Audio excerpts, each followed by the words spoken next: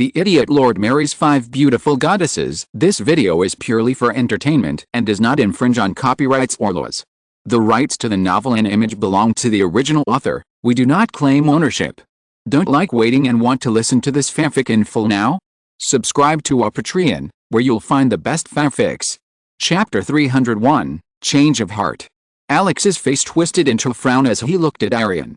The students on the ground, while hugging each other and trembling in fear thinking of the impending danger, heard the loud voice that mortified them. The words spoken by the enemy resounded like thunder in their ears. Alex, with a strange and inexplicable expression on his face, hurriedly spoke, "Don't listen to him. He was the one responsible for all your misfortunes. No matter what he says, don't believe him. He's a liar and an ugly piece of shit." Alex's heart was already in a mess. He wasn't worried about himself, but about the children making a wrong choice and losing their lives. With death before their eyes, these children might be carried away by this bastard and commit something regrettable. This asshole Arian knew how to influence these people who were still children and sow the sprout of distrust while dividing them into groups. Alex didn't know why, but he was already starting to get a bad feeling in his heart. "I hope each of you are experienced enough to not be fooled by that guy." Tina and Harrison came up and supported Alex and said confidently, "Senpai, we believe in you. Do you think we're idiots for believing in you? A person like you can't wash away sins even after death. Your hands have been stained with the blood of innocence. I curse you." "No, we all curse you," Tina shouted angrily. Her emotions, which she tried to keep under control, came out in the form of anger, and she glared at Arian with hate-filled eyes. Even the children behind him raised their voices, looking at Alex, trying to support him. Alex could feel their gaze, but his eyes widened as he clearly felt a hint of doubt in some of their voices. Arian's words had already affected them. Alex looked at the man who had a big smile on his face and was watching the scene happening below with great interest. The dome-shaped barrier was already on the verge of breaking, but he didn't tear it down and instead engaged in playing physiological games. He was playing with them. Arian raised his hand and looked into the eyes of everyone who was watching him with great interest and said, "I swear in the name of God, if they surrender, I won't harm any of them, and I will even get them all out of this hellhole." Everyone gasped upon hearing his statement. He even swore in the name of God that he would prove his sincerity. But Alex could already glimpse the error in the statement, as he hadn't mentioned God's name. Furthermore, these people follow that despicable god of darkness. That god himself is scum, so what can be expected from his followers? "Children, listen to me. I swear in the name of Goddess Rebecca that I will keep you safe, so trust me," Alex murmured in a voice full of confidence. The children looked at each other with bewildered expressions. For a moment, they found themselves in a bind and wondered who to believe and who not to. Woo, woo, woo. At that moment, Shrestha, the half-elf girl, ran towards Alex, stretching out her small, thin hands as she sobbed heavily. "Big brother, we trust you. Please protect us." Alex felt a little strange when Shrestha immediately hugged Alex, who was sitting on his knees while holding a sword. He was focusing all his attention on preparing the spell that could be exploded with a slight shift in focus. Alex felt a cozy feeling when Shrestha hugged him from the front, but he shook his head thinking that he didn't like Lawless. But all her playful thoughts suddenly disappeared and her eyes widened and her mouth opened wide, and she coughed out a few drops of blackish blood. "You." Alex wanted to say something, but she coughed violently, attracting everyone's curious attention, and Shrestha stepped back with a fearful expression. Everyone saw a piece of the black dagger stabbing into Alex's chest. Alex was feeling great pain to the point of losing her vision. The dagger had pierced straight through her chest and stabbed a little into her heart. Alex had let her guard down by trusting the children she thought were innocent, and she paid dearly for this mistake. Alex slurped again and the barrier finally broke and shattered. "Senpai. Big brother. Brother Alex." Tina and a few others ran towards Alex with panicked expressions and screamed in horror. Tina stared at the large wound created by the dagger and tried to pull it out. "Wait, don't take it out," Alex whispered as she gritted her teeth. The dagger was the one Alex gave them that was imbued with poison and the element of darkness that entered Alex's system. "Why?" Alex muttered. Shrestha tried to look away and looked up. "I helped you. Now, can you spare me, you insolent bitch?" Tina spat with bloodshot eyes. She was not the one who could be swayed by the words of the person who sacrificed many beings. "Little girl, I don't remember asking you to attack him. You did it of your own free will," Arian said. "But isn't this what you wish for?" "I did more than you can ask for." So you can spare our lives and take that man away. Shrestha spoke and looked at the group. You can resent me if you want, but I did what I had to do to survive and I didn't betray anyone. Who can guarantee that this man is strong enough to finish us off when he was forced to kneel on the ground by that man who hadn't even shown his full strength? And if the worst happens, what chance is there that he won't abandon us and run away alone? He's not my father, nor my brother, nor anyone I've known for years. He's a complete stranger, so why would I think of him when my own life is in trouble? There's still a chance. You can leave this side and follow me, she said confidently. Shrestha's words pricked everyone's hearts and made them reconsider their words. Alex smiled bitterly. She didn't even know what she was feeling now. Shrestha's words weren't right, but they weren't wrong either. He was a stranger to her and she adopted a realistic attitude instead of clinging to her ideals. But one must be neither too realistic nor too idealistic in their thinking. Many hesitated a bit and after looking at Alex, they walked towards Shrestha while bowing their heads in apology with a guilty look. Even Garten switches sides, much to Tina and Harrison's surprise. Scum, Tina growled angrily. You can also go if you want. Alex turned towards them and spoke with a smile. Since it had come to this situation, there was no need to worry too much. They made their own decision. Tina looked at Alex's lonely expression and clenched her fist tightly. No, Alex-senpai. Today, no matter what happens, I will either die or live with you. Me too, Harrison assured with a bitter smile and looked at the other group with a cold gaze. Chapter 302, Lives Online. Arian, who was enjoying the wonderful scene with his hands folded behind his back, gave a wicked smile. Well, you made a wise decision. This is by far the wisest decision you've ever made in your life, Arian said and pointed his hand at Alex. You saw it yourself, fool. There's no such thing as eternal trust. You'll regret it for the rest of your life. This decision of yours to help these children who betrayed you will, in the end, haunt you for the rest of your life. Oops, sorry. What I mean is that there is an afterlife. Ha ha ha. Arian burst into laughter. Besides Tina and Harrison, there were only 4 others who stood beside Alex and were completely sweating from head to toe. Black lightning flashed and mana gathered around Arian's fingers and a black ball began to condense. Before I grant you all the freedom, let me take care of these annoyances, so excuse me for a moment, Arian said with a mischievous smile. Tina and Harrison walked over and stood in front of Alex. Tina chanted a spell and Harrison pulled out his sword to meet the attack. We will survive. Alex's voice was heard from behind, and they didn't know why but they felt greatly reassured by her words. Arian finished his movement and soon a strong burst of energy erupted from him and a beam of dark energy was shot towards Alex. Alex stared at the beam calmly, his fist clenched in which he was preparing a spell and that would hit Arian when he let his guard down. Inside his clenched fist was a minuscule fireball that seemed to be a few centimeters long, but it had enough energy to turn the tide. The lightning appeared before Alex, but before Alex could make a move, the space around him rippled like a wave and the attacking beam began to disappear into nothingness. Swoosh! At that moment, a huge crescent-shaped blade emerged out of nowhere from the space in front of Alex and began to cut the beam into 2 halves.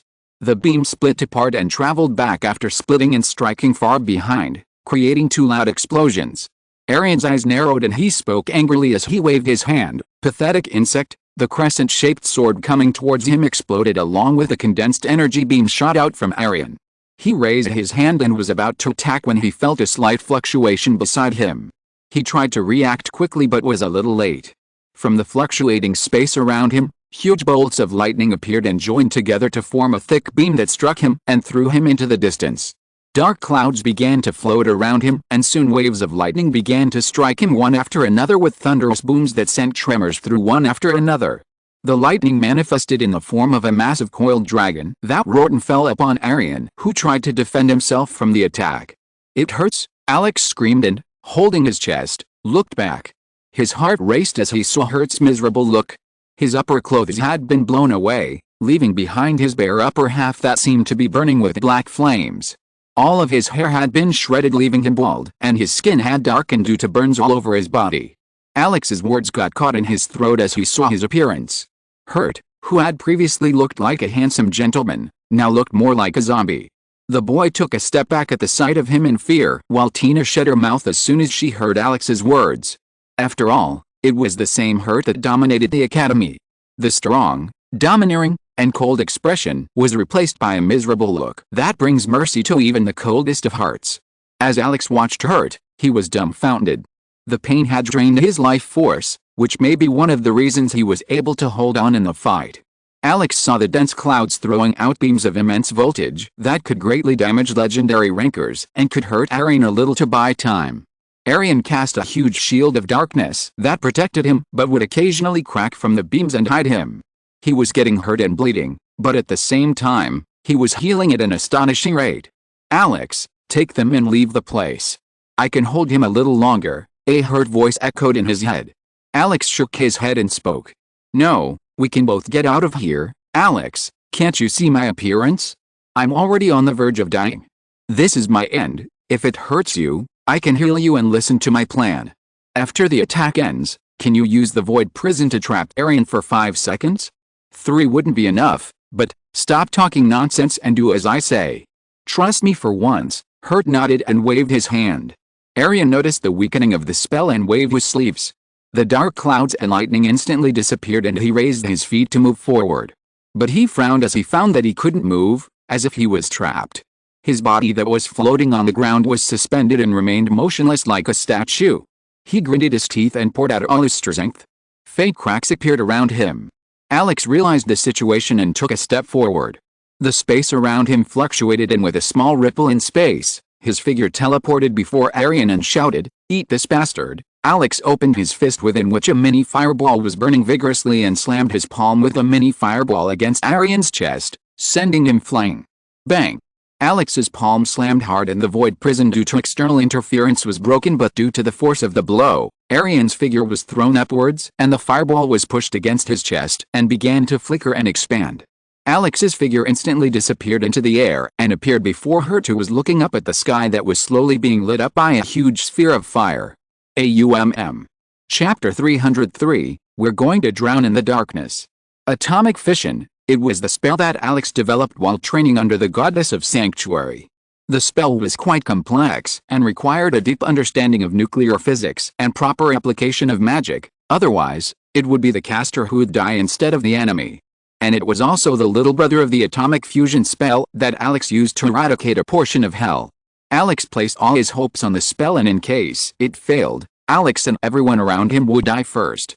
The spell was only 60% complete, but it was still enough to deal with a mythic rank, rendering it useless. Boom! A huge eruption, as if the sky had been torn apart and thousands of thunderstorms had struck at once, resounded throughout the entire world as if the entire world was collapsing. The entire dark sky lit up, but a huge explosion occurred where the cloud of flames grew larger and covered everyone's vision. The children who witnessed such a scene fell to the ground with their mouths agape, unable to overcome the shock. Of them, the one who was most terrified was none other than Shrestha, who stabbed Alex with a dagger. He couldn't believe that the man who had fallen to his knees with a mere flick of the enemy's finger was capable of launching an attack of such a scale. The mushroom-shaped flame began to rise as flames began to rain down on the ground. It seemed as if the sun had risen and the world had shaken off the darkness. Alex did not spare him any glance and placed his hand on Hurt's chest and looked deeply into his eyes with a solemn gaze. "Wounded, I entrust everything to you," Alex spoke, closing his eyes to concentrate. "What?" Hurt asked with a bewildered expression. Hurt shouted, but his words were cut off by Alex. "Goddess buff, restore, Lady Luck's blessing." Alex transferred all the important power in his arsenal to Hurt temporarily. Restore could return someone to their peak condition unless the person was on the verge of death, but on the other hand, the amount of mana consumption was too high after all. This was the spell that could even heal a person who had lost their limbs and arms to their peak condition, or when they were at the peak of their power. On the other hand, Lady Luck's blessing was a dangerous skill that needed to be used properly.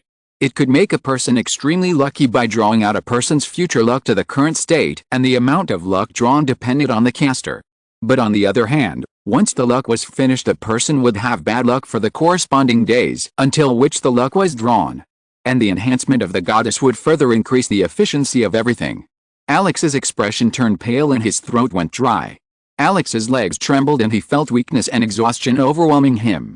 He looked at his screen to see that his mana was close to single digits and was about to run out. Alex gritted his teeth and immediately put his hard-earned 30 stat points into magic and 10 stat points into vitality. Alex felt strength returning to him and tried to finish things quickly. Hurt, whose body had been bruised and weakened, suddenly began to change. Hurt felt immense vitality gushing out of his body. The black flames and miasma surrounding him instantly dispersed. New hair began to grow on his forehead, and the layer of his skin began to peel off and fall off. The snow-white skin glowed after the charred skin fell off, and the color of his hair changed to gold due to an unknown reason. Alex touched Hurt's forehead, and a part of the information Alex had about the place was transferred to Hurt. Hurt raised his hand to support Alex, who looked like a dried fish that had been thrown out of the water. Listen, it hurts you that for the next 30 minutes you will have indomitable luck, and you will be able to use light elements, and the power of blessings will make you stronger, but it will only be for half an hour, after which you will return to normal. Take them all and head out the door quickly. Don't waste a second, Hurt. Okay, let's go. I'm not leaving now. Hurt gulped and a bad feeling arose in his heart. Alex, I need to finish those things. He didn't die. We need to get rid of him, Alex shouted back at Hurt. You can't defeat him, he's too strong, Hurt rebutted and tried to pull Alex away. I'm stronger than you can imagine. I'm just holding back. It hurts, get out of here quickly. If you find Raya, tell her not to worry and tell her that I swear on her name and my other wife's that I will come back alive. Hurt clenched his fist and stared into Alex's bright eyes brimming with confidence. Okay, I understand. With a deep breath, he looked at the children with an angry expression. What do you want me to do with those who betrayed you and changed sides? Take them. They are free to go their own way. I will overlook them for once. Just throw them into the forest near the fortress and let them find their way out, Alex said coldly. Now go. Hurt nodded and waved his hand. The bodies of the children slowly began to float away. Hurt looked at Alex one last time and said, Bastard, don't keep this old man waiting too long. Hurt along with several other figures were instantly teleported away. With Alex's blessings and power, Hurt was able to teleport everyone to one of the doors. Alex, with a smile on his face, closed his eyes and fell down as darkness finally covered his vision. As the cloud of flames dispersed, a dark being floated in the air with a gaping hole in its chest and both arms missing. The smile on its face had long since disappeared, leaving behind a cold look. Gathering his strength, he muttered something. The power of darkness surged towards him and his body began to heal. Arms began to sprout from his shoulder and the gaping hole in his chest began to slowly close. Arian's eyes fell on Alex, who seemed to be fainting. He ignored him and his figure dashed straight towards the escaping people. His figure instantly reached the door but couldn't get close because Hurt locked the entire place surrounding the door. Hurt and the others escaped when Arian managed to get through the gap. His expression worsened and his eyes burned with immense anger and hatred. Filthy insects, you dare to raise your heads before him. I shouldn't have toyed with you and crushed you completely. It was my mistake. No, there's still one left. I'll let him recover and take great pleasure in torturing him. With his memories, I'll find his children and family. Anyone related to you will suffer in agony and pain. Everyone will criticize you for being close to them. Ha ha ha ha ha. Arian burst out laughing, but his laughter stopped as he heard a voice filled with an immense coldness that seemed to threaten his entire existence. A chilling intent locked onto him, sending shivers down to his bones. Looks like playtime is over, Arian. Time to drown in the darkness. If you're listening to this novel on a channel other than Fanfic World, it means they downloaded and uploaded it without effort. We cordially invite you to visit our channel, Mundo Fanfic Novelis. There you'll find the original version of this story and you can explore many other novels of various genres. We're waiting for you to immerse yourself in a world of incredible novels. Chapter 304, Black Alex. A subconscious fear began to rise in his heart as soon as he heard the voice. Fear. An existence like mine can feel fear. What a joke. That might be what he would have said before, but now he couldn't even open his lips. His back was drenched in cold sweat and a feeling of unease washed over him from behind. He wanted to turn around and look, but as if every part of his body was against his will, warning him not to turn around because otherwise he would witness something that shouldn't be seen. Arian gulped, his throat went dry and his body began to shiver strangely for some reason. The temperature around him was very high. With great difficulty, he gathered the courage to look back. Arian's eyes widened like a saucer. He saw a figure trying to get up with an arched back. His hair was standing on end as he defied gravity and his hands hung loosely while his face was crouched. The figure looked completely exhausted and seemed to be on the verge of dying, but an unfathomable pressure emanated from it. No, it can't be. The darkness surrounding the place was slowly being absorbed by its body. The bright golden hair slowly began to darken and the figure finally raised its face. "Kayak!" Arian screamed out of instinct, like a frightened cat that seems to encounter a terrible beast. Two dark eyes with crimson pupils that shone with a deadly coldness met its gaze. Dark mist smoke rose from the dagger that was struck on his chest, and after the fumes were absorbed by Alex like a dry twig, the dagger fell to the ground and a large hole in Alex's chest began to close up. Alex had two powers, one came from training with the goddess and one came from the devil. The system had stored the power that came from the goddess, but the one from the devil was still in his soul that had been locked, and the key to open it was to use the power of darkness by activating the devil eyes. As soon as Arian met Alex's gaze, he began to hallucinate scenes of their deaths one after another, and the pain seemed to be so real that all the hair on his body was standing on end. Alex's lips curved upwards with a playful expression and he raised his head with a cruel expression. What a great party! A burst of intense killing intent emanated from his body and dyed the entire world red. Arian felt suffocated and couldn't breathe under Alex's pressure.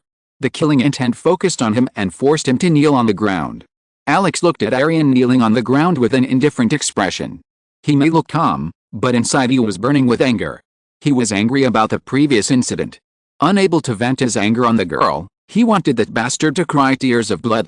The devil's eye was more than enough to suppress Arian.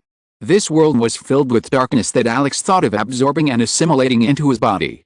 Unlike his previous transformation, where he had to use the taboo method to kill others and convert death energy, where he could absorb the natural energy of darkness which wouldn't put too much strain on him. And Alex wasn't going to let such a golden opportunity pass him by. He was looking forward to that moment, and so he even transferred a portion of his blessings to her so that he wouldn't interrupt the ongoing process. Now that everything was ready, it was time to enjoy.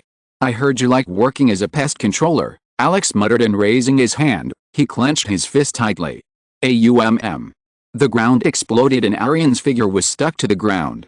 A barrage of a concentrated mass of pressure hit Arian out of nowhere. A large crater formed on the ground, with Arian lying in the middle of the crater, looking miserable. Arian struggled to reach out but his legs shook. Alex waved his hands at Arian.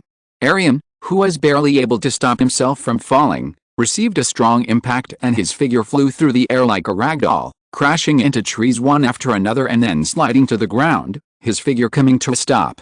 "It can't be. You're an imposter," Alex heard a small, hoarse voice coming from the body that had been torn apart by his blows. "Unlike you, who are adapting to the darkness, I was born in the darkness, raised and played in the darkness since I was born. I was born and shaped by it until there was nothing but darkness blinding me." An intense coercion began to surge from his body. Arian's breathing grew faster and the ground beneath him cracked. As he stood up, the world seemed to tremble and burst with his command. Many beams of energy began to shoot into the sky from various places. Alex covered the world with his senses and found many small illuminated altars that seemed to be transferring him. All of the dark rays converged into a single beam and fell upon Arian. Ha! Arian's breathing grew stronger. His shattered and broken body began to heal and his strength increased at an astonishing rate. Crackling sounds accompanied by many explosions resounded from Arian's body as he forcefully pushed through the barrier of his power to make a breakthrough. A powerful oppression took over the place. Although Alex stood firm in his place, everything other than him was unable to withstand such a kind of pressure and began to be swept away. A great storm swept through everything and in the eye of the cyclone stood Arian without a care in the world about the lives that were present in this world. He was using the blessings and divinity he received from the god of darkness to forcefully boost his strength. Too much divinity would cause more harm than good, but he didn't even blink. Chapter 305, Black Alex 2. Arian wasn't the only one who was going through various changes.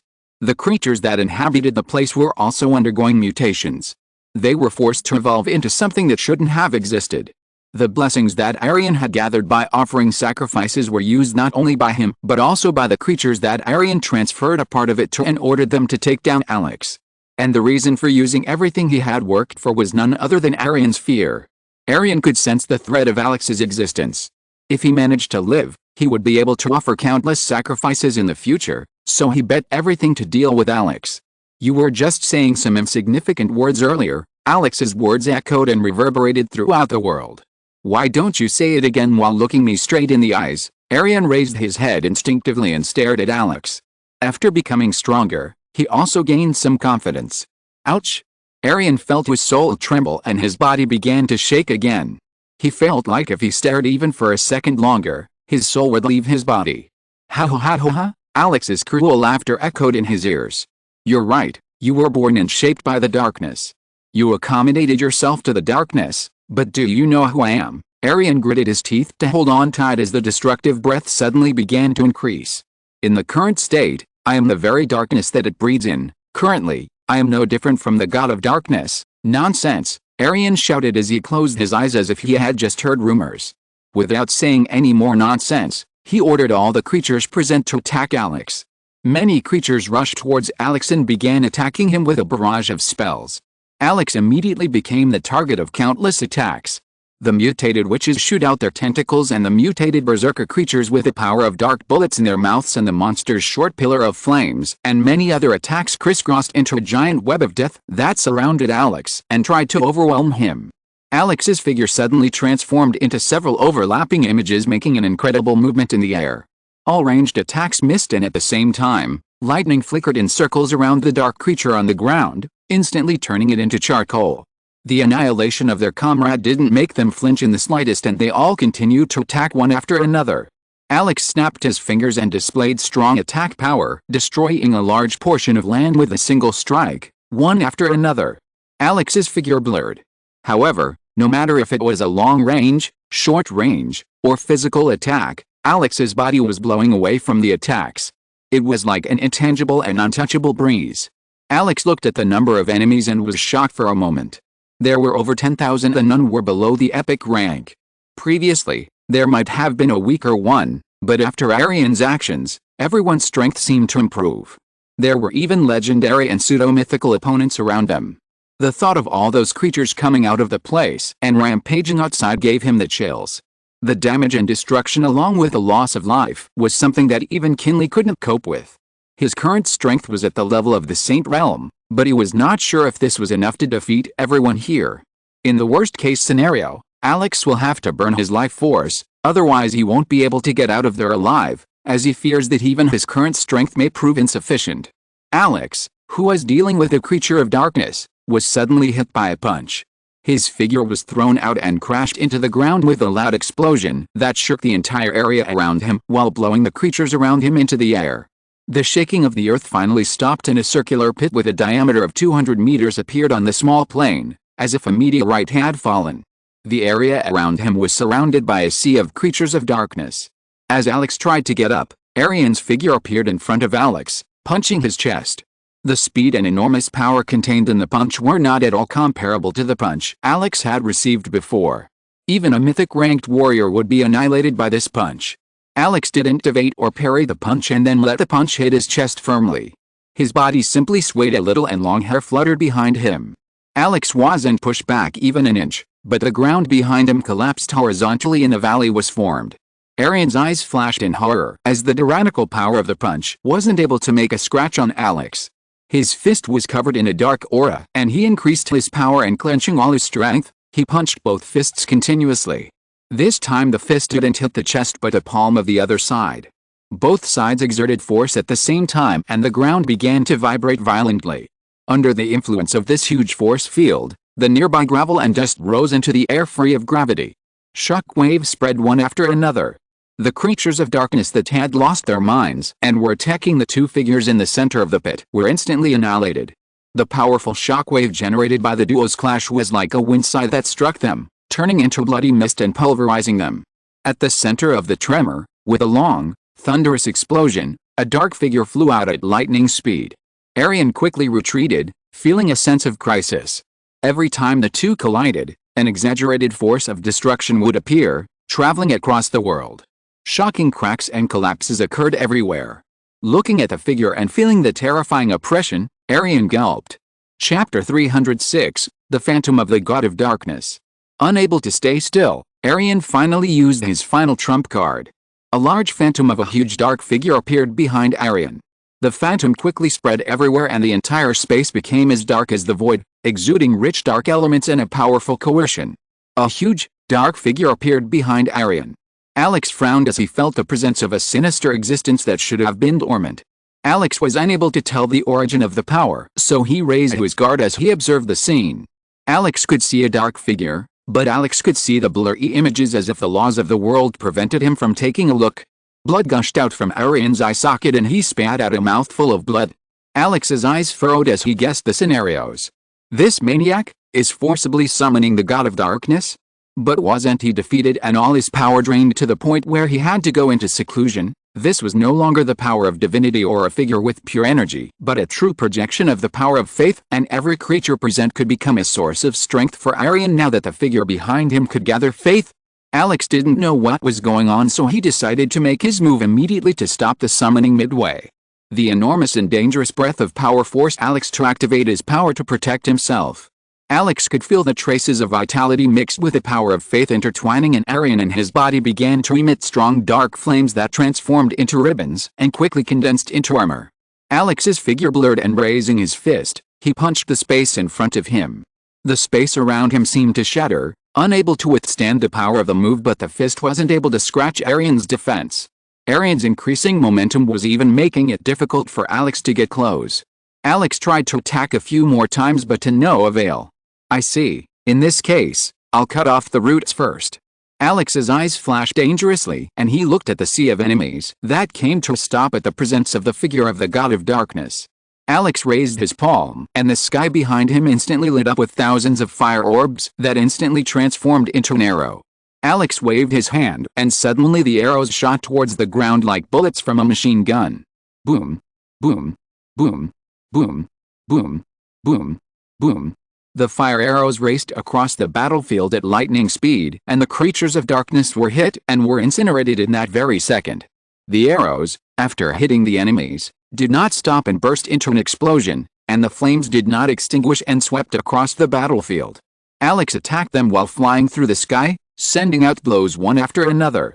Each blow had a terrifying power that left a crack of over 100 meters every time it crashed into the ground and wiped out the enemies one after another. Alex moved like an invisible hurricane that his enemies could neither see nor touch. Alex disappeared, and every time he landed and stomped on the ground, thousands were sent flying and many died as a result of the impact. Blood began to flow like a river, and corpses began to pile up on the ground, covering the vast plains of the world. Still, the number of enemies did not seem to decrease. Arian's eyes twitched slightly as he felt the source of his faith growing smaller, and he frowned as he opened his eyes. The ground in front of him was burning with dark red earth that emitted dark smoke that covered his entire vision. Amidst the sea of flames, he spotted the figure that was slaughtering and destroying all of his hard work indifferently with an apathetic expression. "No!" he roared with bloodshot eyes and pulled at his hair. "Damn bastard! Who gave you the right to destroy all my hard work?" Alex heard Arian's beastly roar, and his expression stiffened as he sensed a certain abnormality in Arian's behavior, as if he wasn't being himself. Arian came before Alex with a shout and punched the air with his fist. A beam of dark light whistled towards Alex like a meteor. Alex tried to stop the attack as the majestic force struck him. Suddenly, his figure couldn't stay suspended in the air and fell down as if he was being crushed by a mountain. Arian rapidly punched out with both fists, launching various meteor-like attacks. Alex's figure turned and moved back and forth, but those meteors locked his figure firmly and approached him from all sides. The kind of long-range, evenly matched energy attack was like two people shooting at each other with firearms. Seeing that it was difficult to continuously dodge, Alex thought about attacking, but for some unknown reason, he was unable to attack and put his arms into a defensive position to defend himself. Boom, boom, boom. Under the terrifying blasts and pressure, Alex's figure hit the ground. The ground in the entire area seemed to be totally devastated by the blow, and large cracks appeared on the ground that extended for several hundred kilometers and engulfed the creatures. Arian, like a maniac not caring about the world being destroyed by his attack, bombarded Alex countless times without giving him a chance to fight back. At that moment, hundreds of red stars suddenly appeared in the sky, and the phantom of countless stars lit up the sky. A huge black hole appeared in the center, and the entire sky seemed to be enveloped by the image of a galaxy. Before Arian could react, all the attacks in front of him suddenly stopped, as if they were drawn by some powerful force. At this moment, a figure covered in dark reddish armor on the scene spread his wings, wrapping them around his body. The speed of the wings' expansion seemed to control the flow of time. Arian could feel a terrifying explosion of power from the being, similar to the presence of God. The phantom of the god of darkness behind him began to vibrate as if it was trying to respond to something, and an inexplicable feeling devastated Arian. Chapter 307, The Embodiment of Darkness. As Arian threw out blow after blow, Alex, who was bearing the brunt of the attack, was sucked into a mysterious state. Alex, who was in front of Arian a moment ago, suddenly opened his eyes and found himself drifting in the endless void as he flowed through space filled with nothing but darkness. He couldn't even see his own body even if he tried or could use mana. For a moment he was left completely confused. He was in a similar situation to the one he had been in before meeting the goddess for the first time, but unlike before, this time he had a mysterious feeling. A sense of enlightenment came and went. As Alex tried to maintain his utmost attention, he finally began to scratch the surface of a tangible mystery after an unknown period. Law of Darkness. Alex found that he was contemplating and understanding the very essence of darkness in this miraculous state. The god and goddess had taught him about the laws of the world. The reason he won't need to use spell chants is that he has mastered the worldly laws. The law of fire, the law of water, the law of space, and many laws intertwined and made the world move forward. Beings created by God each carry a part of the law. When a magician chants a spell, he invokes the power of the law that had been previously engraved in his soul. Alex mastered almost all the laws except the law of darkness. The law of darkness can only be taught by the devil, but even his understanding of the law of darkness is not complete as most of the power of darkness was taken away by the god of darkness. That was also the main reason why the devil was born as a weaker god than everyone and had to train himself. He was the only self-made god among all, and in order for living beings to break through the barrier and transcend into divinity, along with the power of faith, they need the understanding of at least one law. Alex could only use the power of darkness when he used the devil's eye to control darkness, but due to an unknown anomaly, he was able to understand and comprehend a part of the law of darkness when he was struck by Arian. It wasn't like that before, but after summoning a projection of the god of darkness, Alex wasn't able to master it all, but the benefit he got was more than enough. The space around Alex shattered and broke like glass. Alex opened his eyes and found himself lying on the ground surrounded by a veil of darkness. Alex could feel the terrifying power pounding him deeply into the ground. Alex waves his hand and the veil of darkness like a thick liquid begins to move and covers him, protecting him from the blow. I've grasped a bit of the law. I can control darkness, and since the god of darkness just lent some power to Arian through projection, that means my presence is absolute. Doesn't that mean I can withdraw the power of faith back to him after all these fools are praying to darkness, not any particular entity? Alex let out a chuckle and stood up.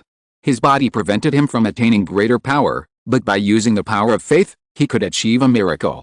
With a snap of his fingers, small dark particles began to spin around him.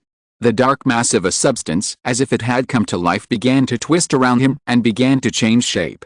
Alex's figure began to change and became one with the darkness. Incarnation of darkness, dark smoke emerged from Alex's back and took the form of large dark wings on his back. A dark, thick, and sturdy armor vest appeared on his chest, and soon gauntlets, shoulder pads, and boots appeared, and soon Alex was covered in the entire armor of darkness. 2 pairs of red eyes shone through the hole in the helmet, and a long purple flame burned on top. Feeling an incredible surge of power, Alex stared at parts of his body. He felt ethereal and transcendental, giving him a heavenly feeling. He felt as if he had become the lord of this world and everything obeyed his will. His words were laws and his will is irresistible. Although the power was quite great, Alex knew that it was temporary, and remaining in such a state could harm him as his soul was under an immense burden currently. He raised his chin to see 100,000 meteor-like fist marks appearing above him. With a thought, he waves his hand controlling the law of space and darkness, creating a massive space distortion vortex that absorbed all the attacks that appeared before him. Arian's 2 fists collided in a great impact, and a protective curtain of black crystal appeared around him. In the next second, his vision was shaken by the aura that Alex released, which launched him several kilometers. Countless cracks appeared on the protective curtain of black crystal, but thanks to the power of faith and vitality he treasured, the cracks were constantly repaired. After a while, the world's shaking stopped, and Arian put away the protective measure that was on the verge of collapse. He gritted his teeth in anger and looked at Alex, who seemed safe and sound. This man's strength and means were unpredictable. At one moment, he could be on the verge of death, and at the next, he would re-emerge much stronger than before. "Bastard, what else do you have? Give me everything you have. I will destroy everything you throw at me," Arian shouted. "We'll see," Alex muttered with a smile beneath his helmet. He believed in the god of darkness. With his god supporting him, there was no way he would lose. The being before him was an imposter and a cheap copy that dared to duplicate his god's strength. Such a thing was a complete disrespect to his faith and his god. So, in the name of his god, he had to eliminate this man. Chapter 308, The Embodiment of Darkness 2. Suddenly, there were landslides in several places of the phantom behind Arian. Arian felt that the power released by Alex contained an enormous, pure and vast power of faith that invaded his power.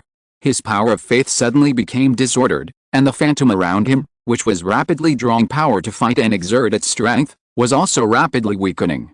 "Impossible, how can you use the power of faith?" Arian muttered to himself in a panicked tone. The space around the place seemed to be responding to Alex, and all the creatures, instead of worshipping him, bowed their heads towards him as if they were awed and mesmerized by his presence. That kind of incomparable power of faith and the vast vitality emanating from every breath were not an illusion. Arian felt the world around him spinning due to the sudden change. Arian's eyes flashed with a trace of blood color, and he transformed his hand, covering it into a huge glove, and exhaled a vast breath. In its current state, the attack and defense were already doubled, but it would suffer a setback after the effect was exhausted, and it would fall into a period of weakness. The ghost scene had not faded away from Alex's suppression, but Arian had almost exhausted the power of faith in it. Because of that, he wanted to make an all-out attack. Alex had a bad omen of extreme danger. With a tap of his foot, his body soared into the sky. The space behind him began to distort and was quickly changed by his power. God's wrath. In Arian's fury, the ghost behind him emerged with a length of hundreds of kilometers that appeared before Alex's sight, covering his vision completely. A huge roar resounded that shook the entire world as his body covered almost the entire sky of the world. As his palm emerged from high up in the sky, the spaces nearby showed signs of being torn apart, revealing the magnitude of the force that contained the attack. Alex looked at the huge palm descending upon him with an indifferent expression. It was already exerting enormous pressure on him in an attempt to pull him to the ground. The situation was similar to the Monkey King taking Buddha's palm. Even so, Alex was unaffected. He raised his head and opened his eyes wide, which shone with cruelty. Crimson demon roar. The dark sky turned red, and the space behind him was already filled with a violent breath like the law of destruction, and thus a sea of blood emerged from behind. The entire area turned into an ocean of blood, and within it appeared hundreds of phantoms of night warriors wearing blood armor. At first, a blood slime appeared, which began to change its form into demonic beings clad in night armor with fiery glowing eyes. The figures of hundreds of demons materialized, raising their palm weapons consisting of swords, spears, bows, whips, and daggers. Each of them was 10 meters long and exuded terrifying strength, and they also roared towards the god phantom. Soon, with a burst of crimson light, they shot towards the palm, trying to shatter it. Boo-hoo-hoo. The sound of glass breaking along with thunder echoed and traveled throughout the world. As the two powers collided, a huge mushroom cloud rose into the sky, and the terrifying shockwaves spread out everywhere. Everyone on the ground felt a violent tremor, and their eardrums burst, and they were unable to hear any sound. The aftermath of the shockwaves swept them all away and nearly annihilated them.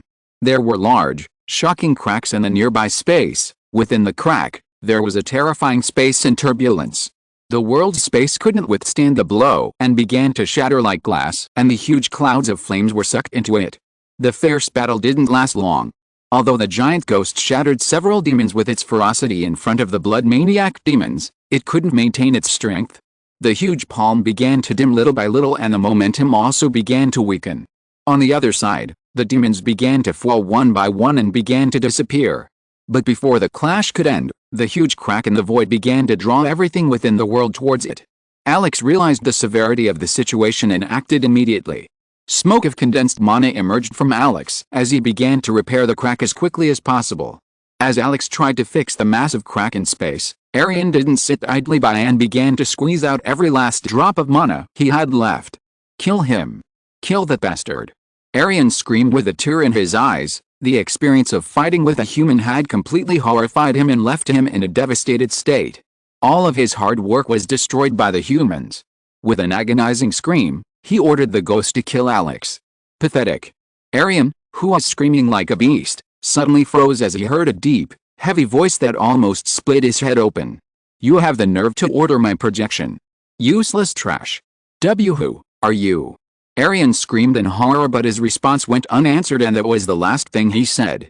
Suddenly his body swelled up like a balloon.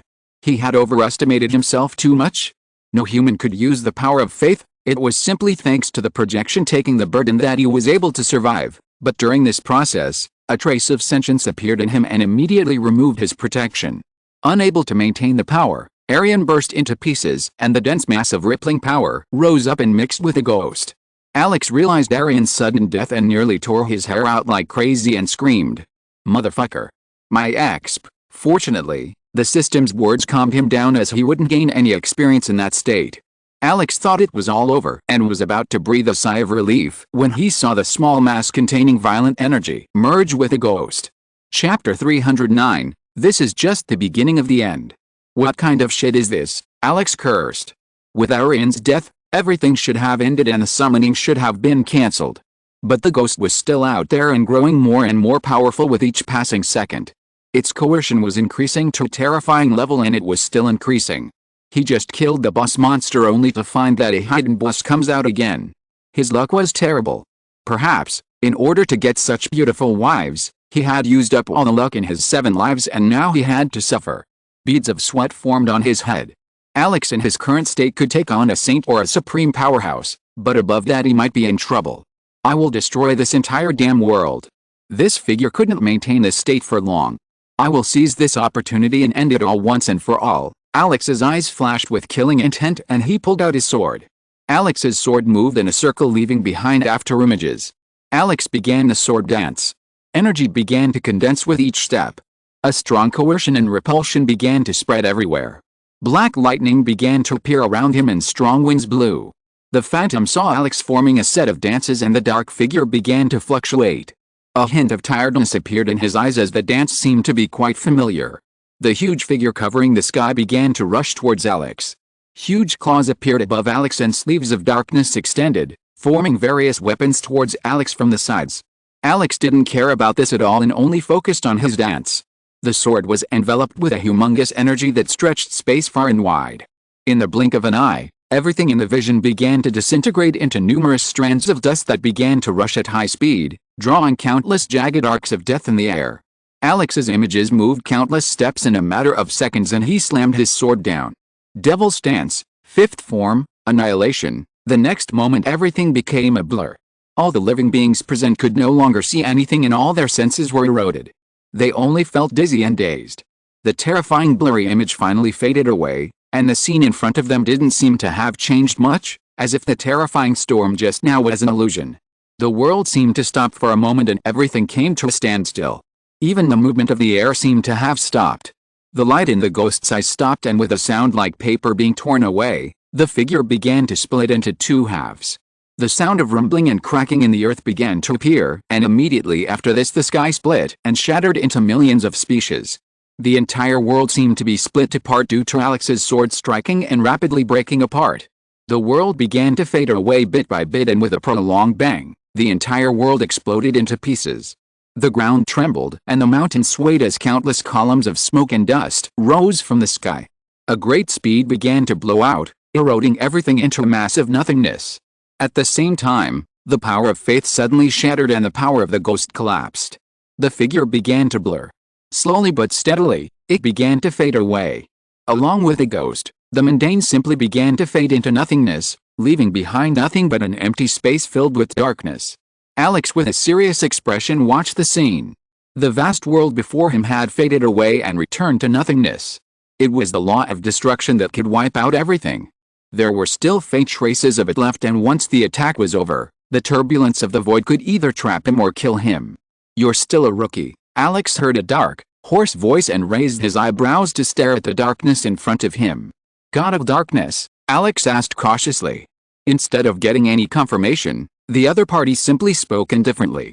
"This isn't the end, this is just the beginning of the end. Guardian of the end, you can't stop me. The next time we meet, it will be the end of you, along with the end of the world, because I am darkness and everything begins and ends with darkness." After spitting out the sentences, the voice slowly faded away, leaving Alex with a hardened expression. Alex didn't know if this was someone's random chatter or a warning of a crisis to come. Either way, He can't let his guard down. He wanted to contemplate what he heard, but time didn't allow him to. Alex searched for the world's location through space. He had already marked Hurt in case of an unfortunate situation like this. He slashed his sword across the space before him, creating a door that connected him to his world. Through the slash, Alex stepped out. Alex's eyes blurred due to the sudden influx of light. Alex, after trying to adjust his vision, found that he was standing in front of the cave that he and Hurt entered and found steel. Alex released the power of darkness, and the darkness that covered him from head to toe began to slowly disperse and fade away. As soon as he released the power, Alex's legs shook and drowsiness enveloped him completely. The cost of using the power finally hit him hard. Alex knew that he was in a vast desert and that lying there might make him hunt some beast. But he was completely helpless. His body was unresponsive to him, and after walking a few steps into the cave, his body finally collapsed. But before Alex could fall to the ground, two pairs of gentle hands embraced him out of nowhere. Alex's mind became alarmed and he tried to resist taking a look at the being, but his body was strangely familiar with that pair of hands. Putting aside the resistance, Alex closed his eyes with a warm smile on his lips. The owner of the pair of hands looked at Alex with a gentle, loving smile and shook her head in dismay and said, "My lord, you are too much." Chapter 310, Loss of Vitality. In the massive Golfin fortress, unlike the usual bustle between the troops, the day was rather quiet and peaceful, to the point that even the soldiers felt a little strange. For the previous 5 days, they had been constantly fighting and were on alert all the time as the number of undead increased day by day, and their numbers were quite threatening. The entire fortress was blocked off by their sheer numbers, and they were cut off from all sides. They were unable to even seek reinforcements or send a message to the capital. All the guards were on high alert and had nearly exhausted themselves dealing with the undead. Fortunately, there was a mythic rank among them who had actively fought and devoted some time to the others, and they were lucky enough to fill the batteries and rations to the brim a few days ago. Otherwise, without food, they would be in a mess. The students' hunt for the monster was called off, and under the professor's instructions, they tried to actively support the troops.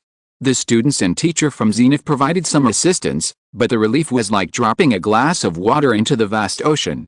The area had been completely isolated by the undead troops. As night came, the undead seemed to be at their peak and we were unusually stronger. Perhaps it was due to their numbers or some other reason, but fighting at night puts them in a difficult situation. The fighting continued for 5 bitter days, leaving everyone in a state of panic and madness. Their eyes were red without having blinked for a second, and their body was full of scratches and bruises due to all that time of fighting. All the equipment was in a worn and broken state due to the constant fighting. It got to the point that all the legendary rank captains and commanders had to move out, but when the 5th day began and morning came, the undead suddenly collapsed due to unknown reasons. Although their numbers were quite high, their strength suddenly struck them as if their energy supply had been cut off. And at that moment, a golden flash emerged and swept across the entire battlefield. Hurt's appearance was like the rising sun that cleared away the darkness, giving hope to many. His heroic entrance turned the tide. Hurt himself was shocked by all the power Alex transferred to him. Blessings and the elemental power of light were the nemesis of the undead, and he felt that in this state he could defeat the myth-rank Aryan.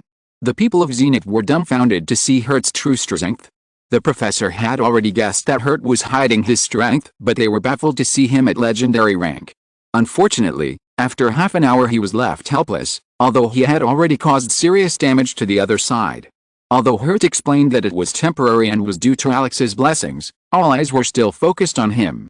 Wounded after receiving everyone's respectful gaze, he sighed deeply. After all, he wasn't the one to be praised. But although the true hero might currently be engaged in a heaven-defying battle, and the outcome of that was still unclear, the efficiency of the sacrificial altar wasn't perfect, and every time the power was transferred, some power would flow out of the portal and upon contact with the environment would turn into a miasma that turned the living into the undead. After doing his part, he found Raya and explained to her about Alex. Hurt cleaned up the surroundings of the cave together with Raya. And while the two of them were dealing with things, Hurt felt a sudden fluctuation in space and his lips curved upwards. "Miss Raya, it seems you are here." Raya without wasting a second ran into the cave to find Alex with a pained expression and rushed to help him. Hurt smiled bitterly at the sight of the young couple and thought that he should find one too, otherwise he might die single again in this life. Hurt, who had a relaxed expression, didn't know that the problem was far from over. Alex felt a soft and pleasant sensation spread throughout his body. He thought about getting up, but his body was hell-bent on stopping him from doing so. Alex took a deep breath and a familiar scent assaulted him. Alex felt as if he was suddenly given energy, and with great difficulty he opened his eyes. As soon as Alex opened his eyes, he was greeted by a beautiful lady with an elegant smile that could brighten a man's day.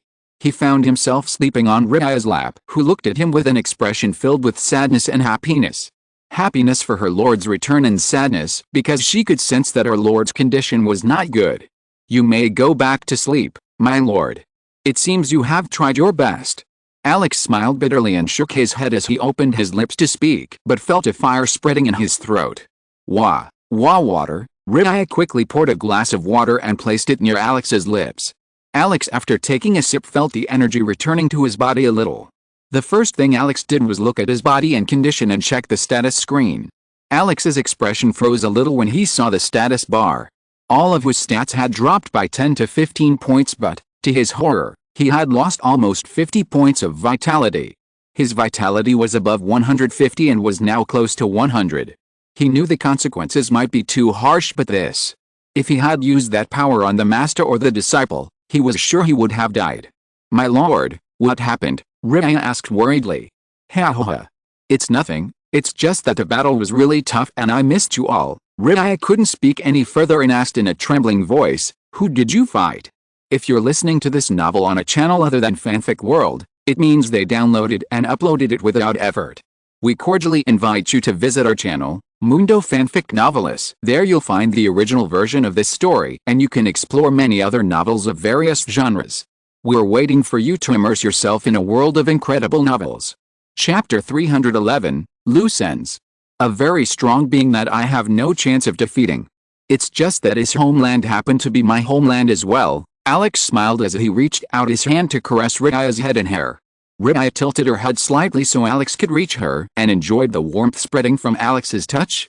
I was lucky to survive. The situation made him certain that the power wasn't completely his, and until he grew stronger in his own body everything was useless. "Where are we?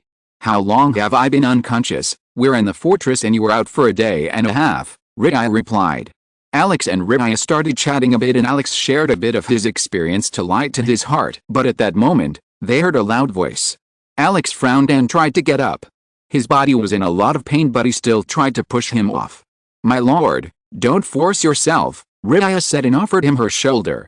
Alex leaned on Ria and walked out. Alex walked down the hallway and came to a wide and spacious ground filled with students and teachers along with soldiers who were casually talking while pointing upwards. Alex raised his chin and saw a 2-meter-long, 2.5-meter wingspan blue light bird hovering in the sky above the fort. It was quite beautiful and looked majestic. The bird flying above the wall suddenly noticed a gaze and dove towards the person under everyone's shocked gaze. "Huh?" Alex was startled as the bird came towards him and perched on his shoulder and pecked his forehead several times. Alex's body froze like a statue, as a message flashed through his brain.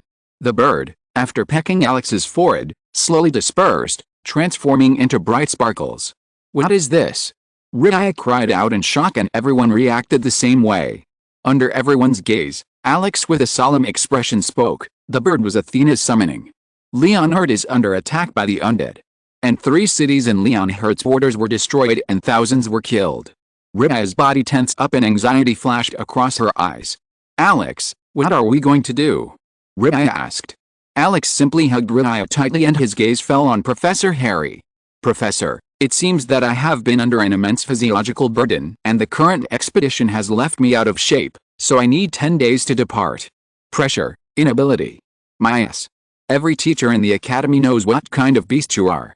If we didn't ask you to keep at bay, everyone would cry tears of blood upon seeing your prowess." Although he thought so, he wasn't brave enough to point it out as he could feel a strong gaze filled with immense bloodlust that even surprised everyone.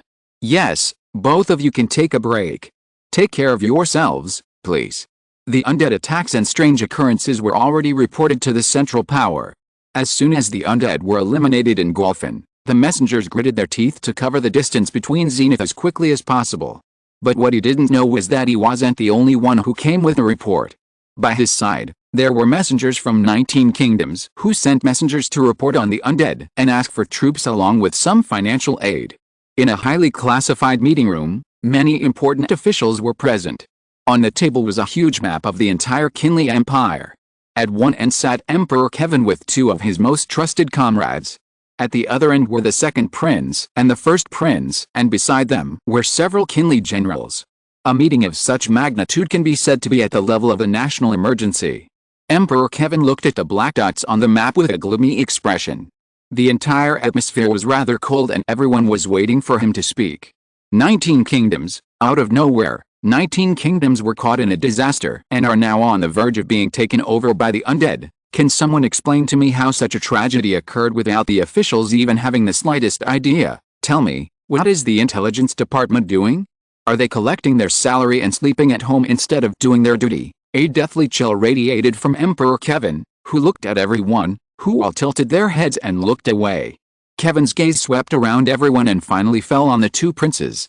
Prince Sean and Prince Hesh, I remember that you both have your own capable equipment, but you haven't even mastered it. You both have enough time to play tricks right under my nose, but neither of you have time to check information when it comes to the Empire's security. Your Majesty. Both William and Sean tried to speak but their words were cut off midway. Shut your mouths. Is this a joke going around here? Kevin shouted, releasing his pressure a little. Everyone back there was drenched in sweat as they saw the Emperor's anger. Who is the most affected? One of the generals nodded and walked forward as he pointed at the Hind territory. Almost 1 million undead attacked the Hind Kingdom. What is the status of the others? Kevin asked. The discussion continued for quite some time and Kevin frowned as his gaze fell on Amidon. How is the situation in Amidon? Kevin asked. The former Saint Athena seemed to be maintaining control and leading the offensive in Amidon.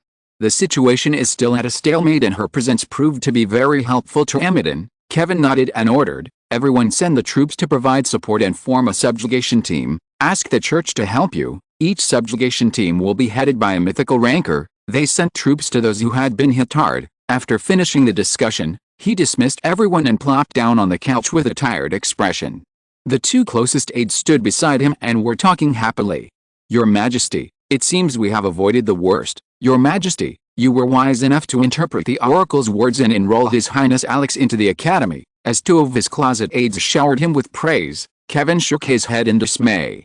We don't know if it's over or postponed. 7 months ago, an oracle received the words from the goddess that if a certain event was not prevented, darkness would one day take over the land and rot the creatures of the world into beings unwanted by no one.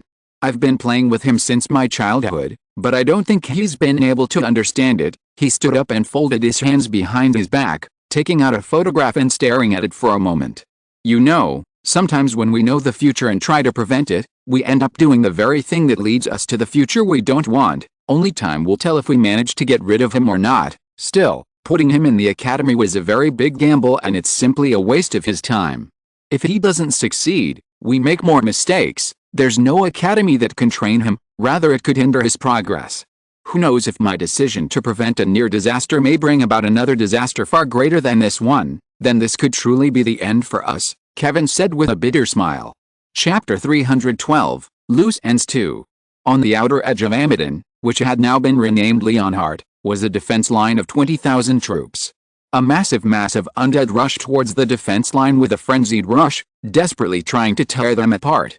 As the group of undead advanced, they suddenly crashed into a wall that threw them back due to the impact of the crash. Some undead bounced back and forth after crashing into the undead, while others tried to overcome the intangible wall. Those who crashed into the wall lost body parts and began to burn until nothing was left of them. Looking from above, a massive golden dome-shaped barrier enveloped the entire landmass. It was enormous and covered a radius of around 700 meters, housing troops of 20,000 men. In the center of a massive dome-shaped barrier, a sacred convent was built around which Athena knelt on the ground while closing her hands. Behind her were kneeling many priests who were trying their hardest to maintain the barrier, but they seemed to be exhausted. The surrounding knights were looking at the scene that was filled with holiness radiating a peaceful aura with a bewildered look. While all the priests were on the verge of collapse, Her Highness Athena had not moved an inch for a few hours. The Golden Dome not only acts as a defensive barrier, but also enhances the recovery of the body and spirit of those who remained within the barrier. Leading the front, Christina and Mordork stood indifferently looking at the rushing enemies. Soon, the enemies burst into a range of 500 meters and at this point, Everyone could see the ugly-looking undead along with the ferocious faces of various types of liches, knights, beasts, and monsters staring at them with bloodshot eyes. It was at that moment that the mages and archers raised their weapons and began firing fiercely. Various colors of projectiles flew from the top of the elaborate earthen wall, numbering in the hundreds, breaking through all natural resistance and turning a few thousand undead into sieves in a matter of seconds. Some of them did not die immediately, but suffered from crawling after losing limbs or were severely injured by gunfire, but still managed to get up with the remaining part of their body. All mages cast their strongest spell. Once exhausted, retreat and the defenders prepare their position. Christina's voice spread throughout the wall and everyone followed her orders. At that moment, even the lowest level of the soldiers was at the rank of disciple. Thanks to constant training and a regular flow of resources from Alex Yvonne's association, all of them have become capable warriors and are armed with the perfect equipment suited for them. All of them had grown a lot, and with the strict training they had, they were able to gain a great deal of experience in physical combat, so they were able to fight against enemies of higher levels than them. Christina raised her head to look at a giant shadow towering over them, and it was a combination of bone arrows along with some spell. The attack crashed into the golden barrier, fiercely causing an explosion that reverberated throughout the place. No matter the number of arrows and the power of each spell, the barrier didn't even flinch a bit, and there wasn't even the slightest damage to it. Athena's presence was undoubtedly a grace that saved our lives and made things easier for us. Only those with higher levels rushed in forcefully, but once the barrier disappeared, the level of difficulty would increase significantly. Uncle Mordek, order the captains to march to the battlefield. Mordek nodded and bowed, retracting his hand to give the order. Max, Antoine, Ben and Albert. Deploy your troops and destroy the enemies. There's no need to hold back. Everyone immediately identified themselves and began to march. As soon as Mordek's voice echoed out, a scream rang out from the corner and a huge gust of cold blew across the battlefield. The advancing undead suddenly found themselves frozen like a statue, unable to move forward. At that moment, like a raging bull charging towards the battlefield, Albert's overlaying images flashed as the frozen bodies of the undead shattered and were swept away by Albert's attack. Pouring in all of his strength, with a single swing of his sword, he split the enemies in two and froze them, allowing others to easily take them. Like a hero marching alone, Albert pressed onward, cutting down everything in his path. Meanwhile, the troops under Albert's command were standing in a corner, wondering, where are we? What were we doing and what are we going to do now? Damn it, who made this maniac our captain? Mordek, who was watching the situation, almost hit his head on the ground. Maniac, I ordered you to deploy your troops, not to deploy yourself, Mordek shouted and looked back. Max, Ben, and Antoine looked away as they thought about the good battle plan. Mordek's gaze turned between them and stopped at Max. Max noticed that they seemed to be looking at him strangely and spoke with a frustrated expression. Why is everyone looking at me? I'm not like him. I mean, I used to be, but not anymore. I've matured a lot, Max muttered, puffing out his chest and hitting it hard to prove his words. Don't just stare at each other. Surrender, Mordek shouted. Max raised his two axes and slammed them down hard to signal his battalion. His body was enveloped by a succession of yellow lightning that crackled around him as if announcing his arrival. Everywhere he went, the undead were struck down and only a patch of dark, parched land remained. Swinging both blades of his axe like fan blades, he cut down everything in his arc, and the lightning flashing from his body blasted the skeletons into pieces of dust. Ben was far more terrifying than Max. With great agility, he slipped between the enemy and skillfully cut him down, and his squad was quite skilled at doing their job carefully. Chapter 313, Loose Ends 3. A dark reptilian monster whose eyes were shining fiercely emerged from the group of undead. Its body seemed to be completely intact, making it difficult to distinguish it from an undead. But as soon as its roar spread throughout the place, everyone realized that this was not an undead but a monster whose body was covered in robust scales, and it met the attack head-on with its body. Its claws and tails made it the fiercest of them all, and it took the initiative to chase after the soldiers, who tried to keep it at bay but were severely injured. It continued forward without caring about anything. The undead whose bodies collided with it were torn to pieces. Christina, who was watching from the sidelines, frowned slightly as she saw the unusual scene happening around her. A frown appeared on her face as she looked at the monster filled with madness that made her remember the beast they encountered in Bright. Christina thought about making a move, but her eyes caught the sight of a frail-looking man in the middle of the battlefield alongside the enemies. He still stood firm, and seeing his actions, her eyes lit up in surprise. Ian, who had personally received guidance from Alex, had become a different man. From a simple peasant who cried at the side of others stronger than him, he had become a calm yet fearsome mage. His figure had not changed much, but he had gone through drastic changes in his demeanor. Ian, who was surrounded by enemies, raised his staff and quickly cast the spells. Instead of receiving support from behind, he marched to the vanguard, charging forward to demonstrate his skills. 4 whirlwinds of fire rose up into the sky. All the enemies who approached him were blown away in the blink of an eye and turned into piles of scattered ashes and bones. A strong fire tornado appeared that sucked in the nearby undead and evaporated their existence, and soon fragments of flames were shot in all directions from the tornadoes, and due to the high speed of rotation, they turned into countless darts that struck the enemies. Ian noticed a roar, and his gaze fell on the reptilian monster coming towards him. Ian waved his staff, and 4 fire spears appeared beside him and shot towards the monster. Explosion! Explosion! He shrieked, and his body was completely engulfed in flames, but the flames soon died down, and he appeared without a single scratch. Christina focused her gaze on the huge lizard monsters that were making a mess on the battlefield, and noticed that Ian was getting into trouble. "Mordork, I'm going to deal with that monster, so take charge here," Christina said, and unsheathed her sword. With a smooth leap, she covered 50 meters in a breath. Raising his sword covered in golden austerity, he called for the retreat of the other soldiers near his periphery as he took a step forward. The reptilian undead, after sensing the enemy, with a stomp on the ground, leapt towards Christina and slashed at her with its claw. Clamp! Faint ripples were created in the air due to the collision, and both bodies were thrown back by the recoil. As soon as it landed on the ground, it swung its bony tail, shattering the rocks along with its pieces of dust. Fool! Fool! Fool! The ground shook with its footsteps as it rushed towards Christina. Christina narrowed her eyes and leapt to the side to avoid the charge. Its massive body slammed into the tree, and the force of the attack uprooted the entire tree, turning it into sawdust. In addition to being sturdy, it also had a strong vitality, Christina muttered to herself. She thought that she shouldn't drag it for too long, otherwise someone might get seriously injured because of it, and there might be more people like it coming towards that place. The monster turned around, opened its jaws wide, and let out a hollow roar and lunged towards Christina. Christina raised her sword, pointing towards the setting sun vertically, and tightly gripped the hilt of her sword. Her body began to radiate a brilliant light. Her golden aura spread from the handle to the tip, and the blade of the sword enlarged to form a sharp 8-meter-wide blade that shone with an austere gold. Just as the monster was about to reach Christina, extending its sharp, gnarled claws towards her, the sword in its hands moved downwards. A sharp beam of light pierced through the monster, extending its claws towards her.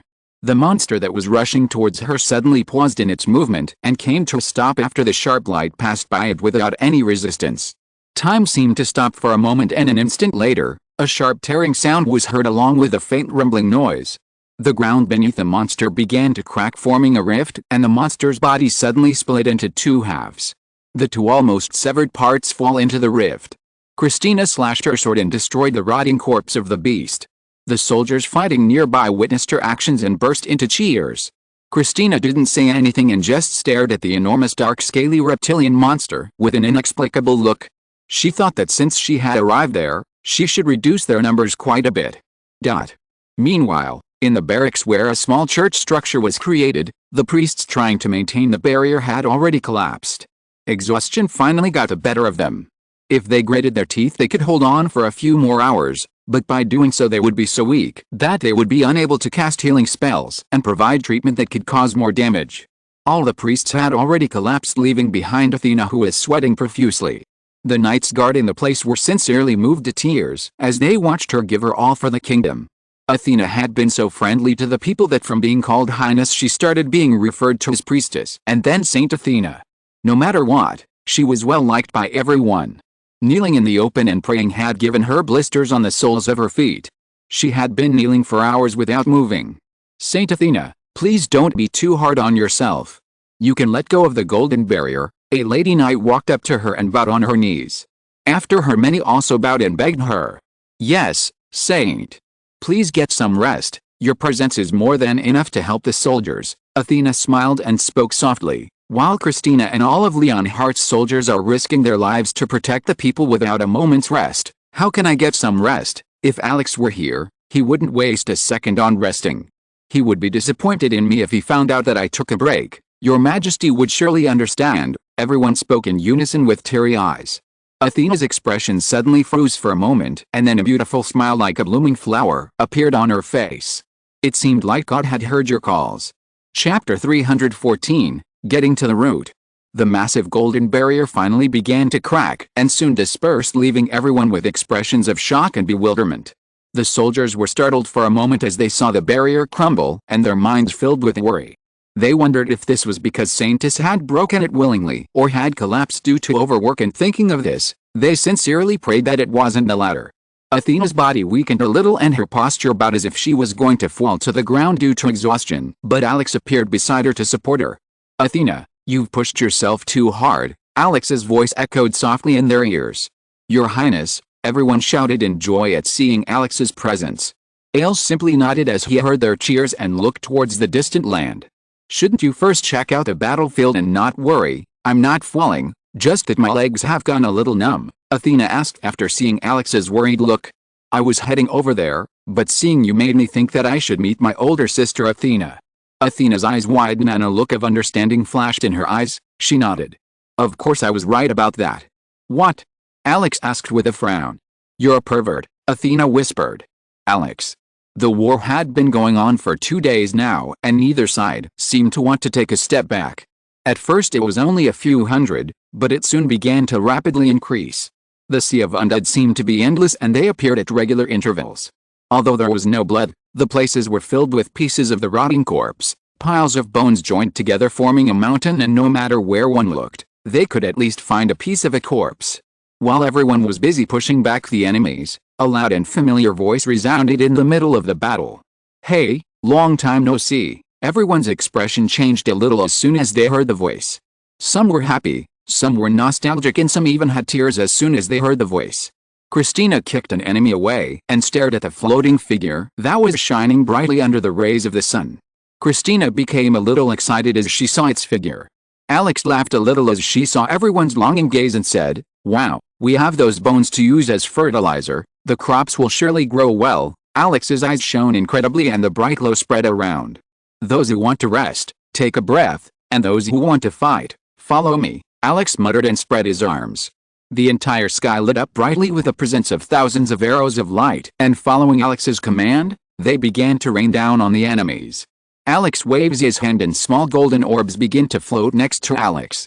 In the next moment, the small orbs flew out like cannon shots and exploded like a bomb upon touching the enemies. Boom, boom, boom, boom, boom. Explosions began to occur one after another to everyone's surprise.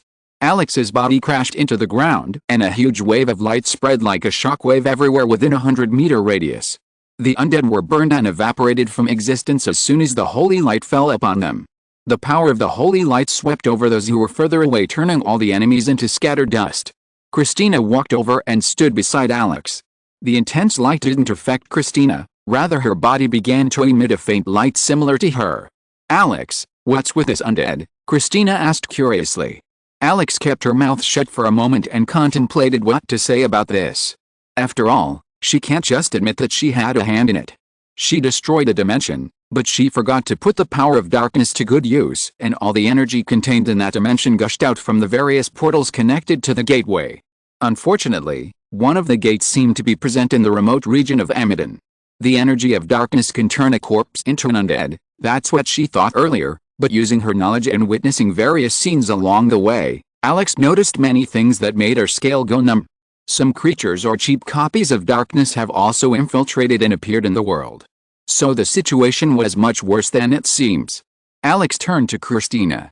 Christina, I have to enter enemy territory, huh? Christina was puzzled for a moment upon hearing her words. There's no end to them. To stop them, I need to nip them in the bud. There's something in there that's turning them into undead. I need to destroy that thing at all costs. I'll accompany you too. You can't go alone. It's dangerous. Christina walked over with a determined look. Your face is pale, as if you've been injured. You look as if you're in pain. Seeing her expression, Alex chuckled and raised her hand to caress her. Christina was quite tall compared to other women and Alex's height was similar to hers, so her hands froze in the middle. I still have a few years to grow. Alex sighed and patted her shoulder instead of her head. I'm a little exhausted from the trip. You're here, which is why I can move freely inside. You're one of the best generals I've ever seen, General Christina. Alex spoke and greeted her. Christina pondered for a moment and nodded. Take care of yourself. Don't take any risks. You can escape if you find a strong person who can beat you to death. Christina spoke with a serious expression, clenching her fists. Although it sounded quite genuine, Alex didn't know why it seemed like she was mocking her. The glow coming from Alex diminished, allowing the undead to breathe a sigh of relief and begin their assault again. Alex turned her back and her gaze penetrated deep into the forest's interior. Alex could now finally use the element of darkness weakly, so using her concealment, she snuck into the group of undead under the gaze of Christina, who began to gather the troops. Chapter 315, Getting to the Root 2. Somewhere within the dense forest where all vegetation had been destroyed, turning into a mass of dark substance. The vegetation, which was once green, had been filled with a deadly miasma that could disrupt the life process of living beings. The grass and trees had withered and had begun to decay. There was not a single sign of living beings in the place that had been invaded by strange substances. The place looked rather desolate and filled with gloom and was about 50 kilometers away from the area where the battle took place. Alex is on his way to find the best undead, but he didn't deal with them to save time and arrived at the source of all the trouble. Alex analyzed everything before digging deeper. It seemed as if a deadly virus had infected the area and the infection was slowly spreading everywhere. Alex sent out a wisp of mana imbued with the light element and sure enough, he was able to turn things around. The energy from that world was pushed all the way here and took the form of a deadly miasma and seemed to spread like a plague. I need to seal the gate and purify the land and all the troubles will be over. From Alex's point of view, the solution to the problem was quite simple, but it was only simple from his point of view because he knew where the source of the problem was. While others would waste their time looking for the source of the problem, major damage might have already occurred. As Alex ran to find the source, the sun slowly began to set. Under the orange sky of dusk, Alex began to occasionally hear rustling and bristling noises. The sound was similar to the chirping of insects and the swaying of leaves in the wind, but there was no strong wind nor were there any insects around the place. Even the trees were barren, without a single green layer of leaves.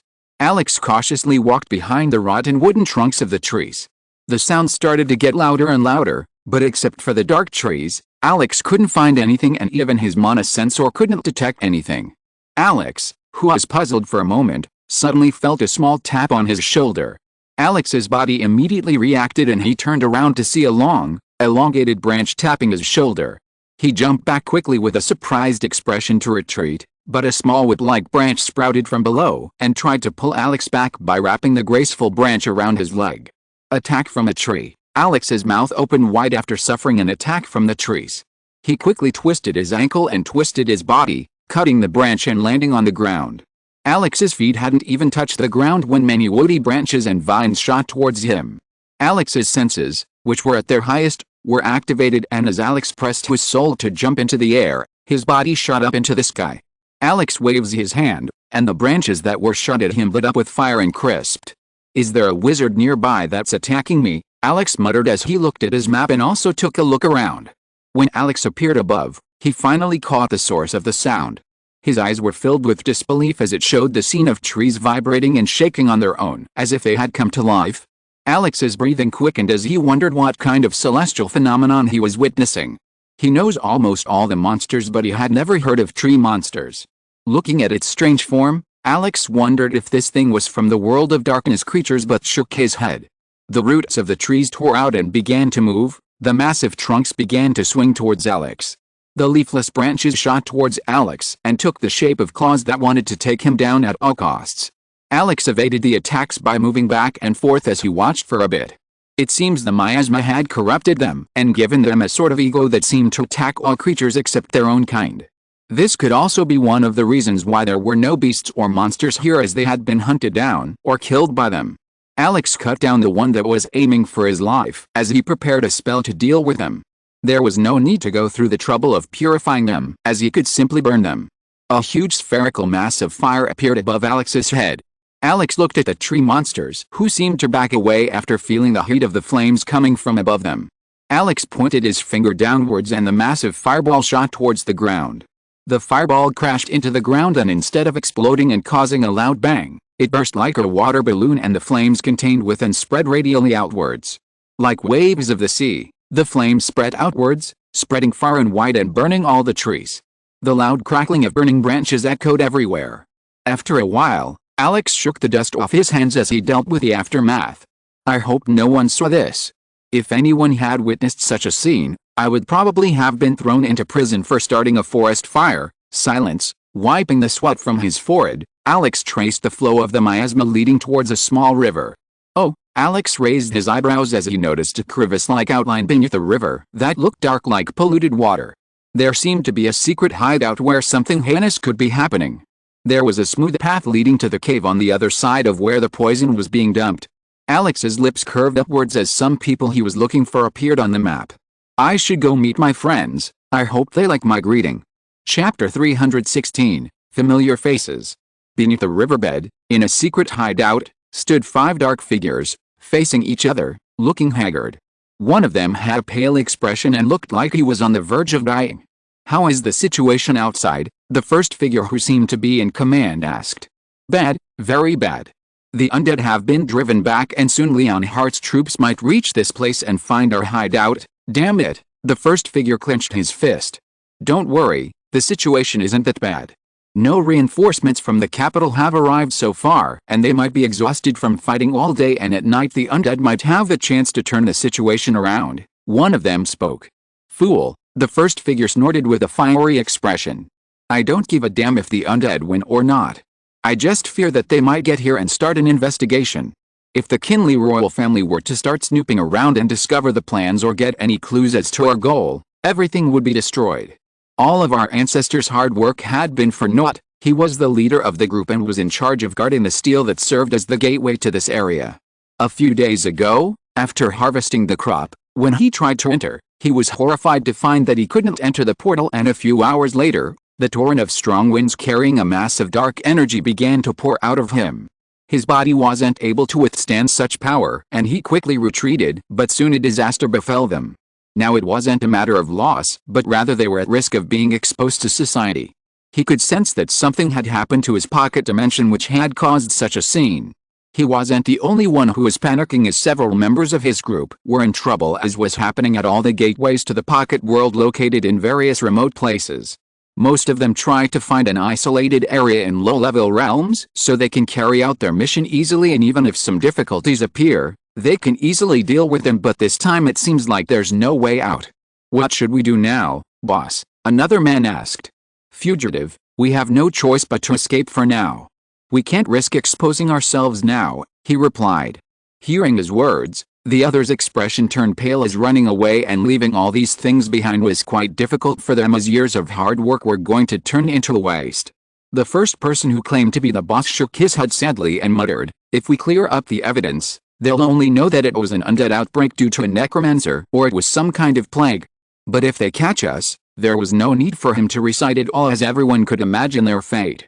I don't know who messed things up, but I swear that once I get my hands on him, I'll make him suffer a fate worse than death. Hello. I heard you're looking for me. The person who was speaking suddenly heard a faint whisper behind him and flinched back in shock.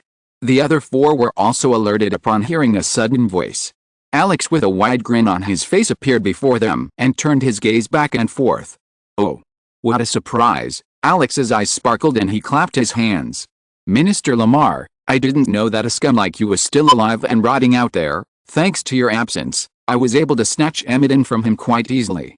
I came here to sincerely offer my gratitude.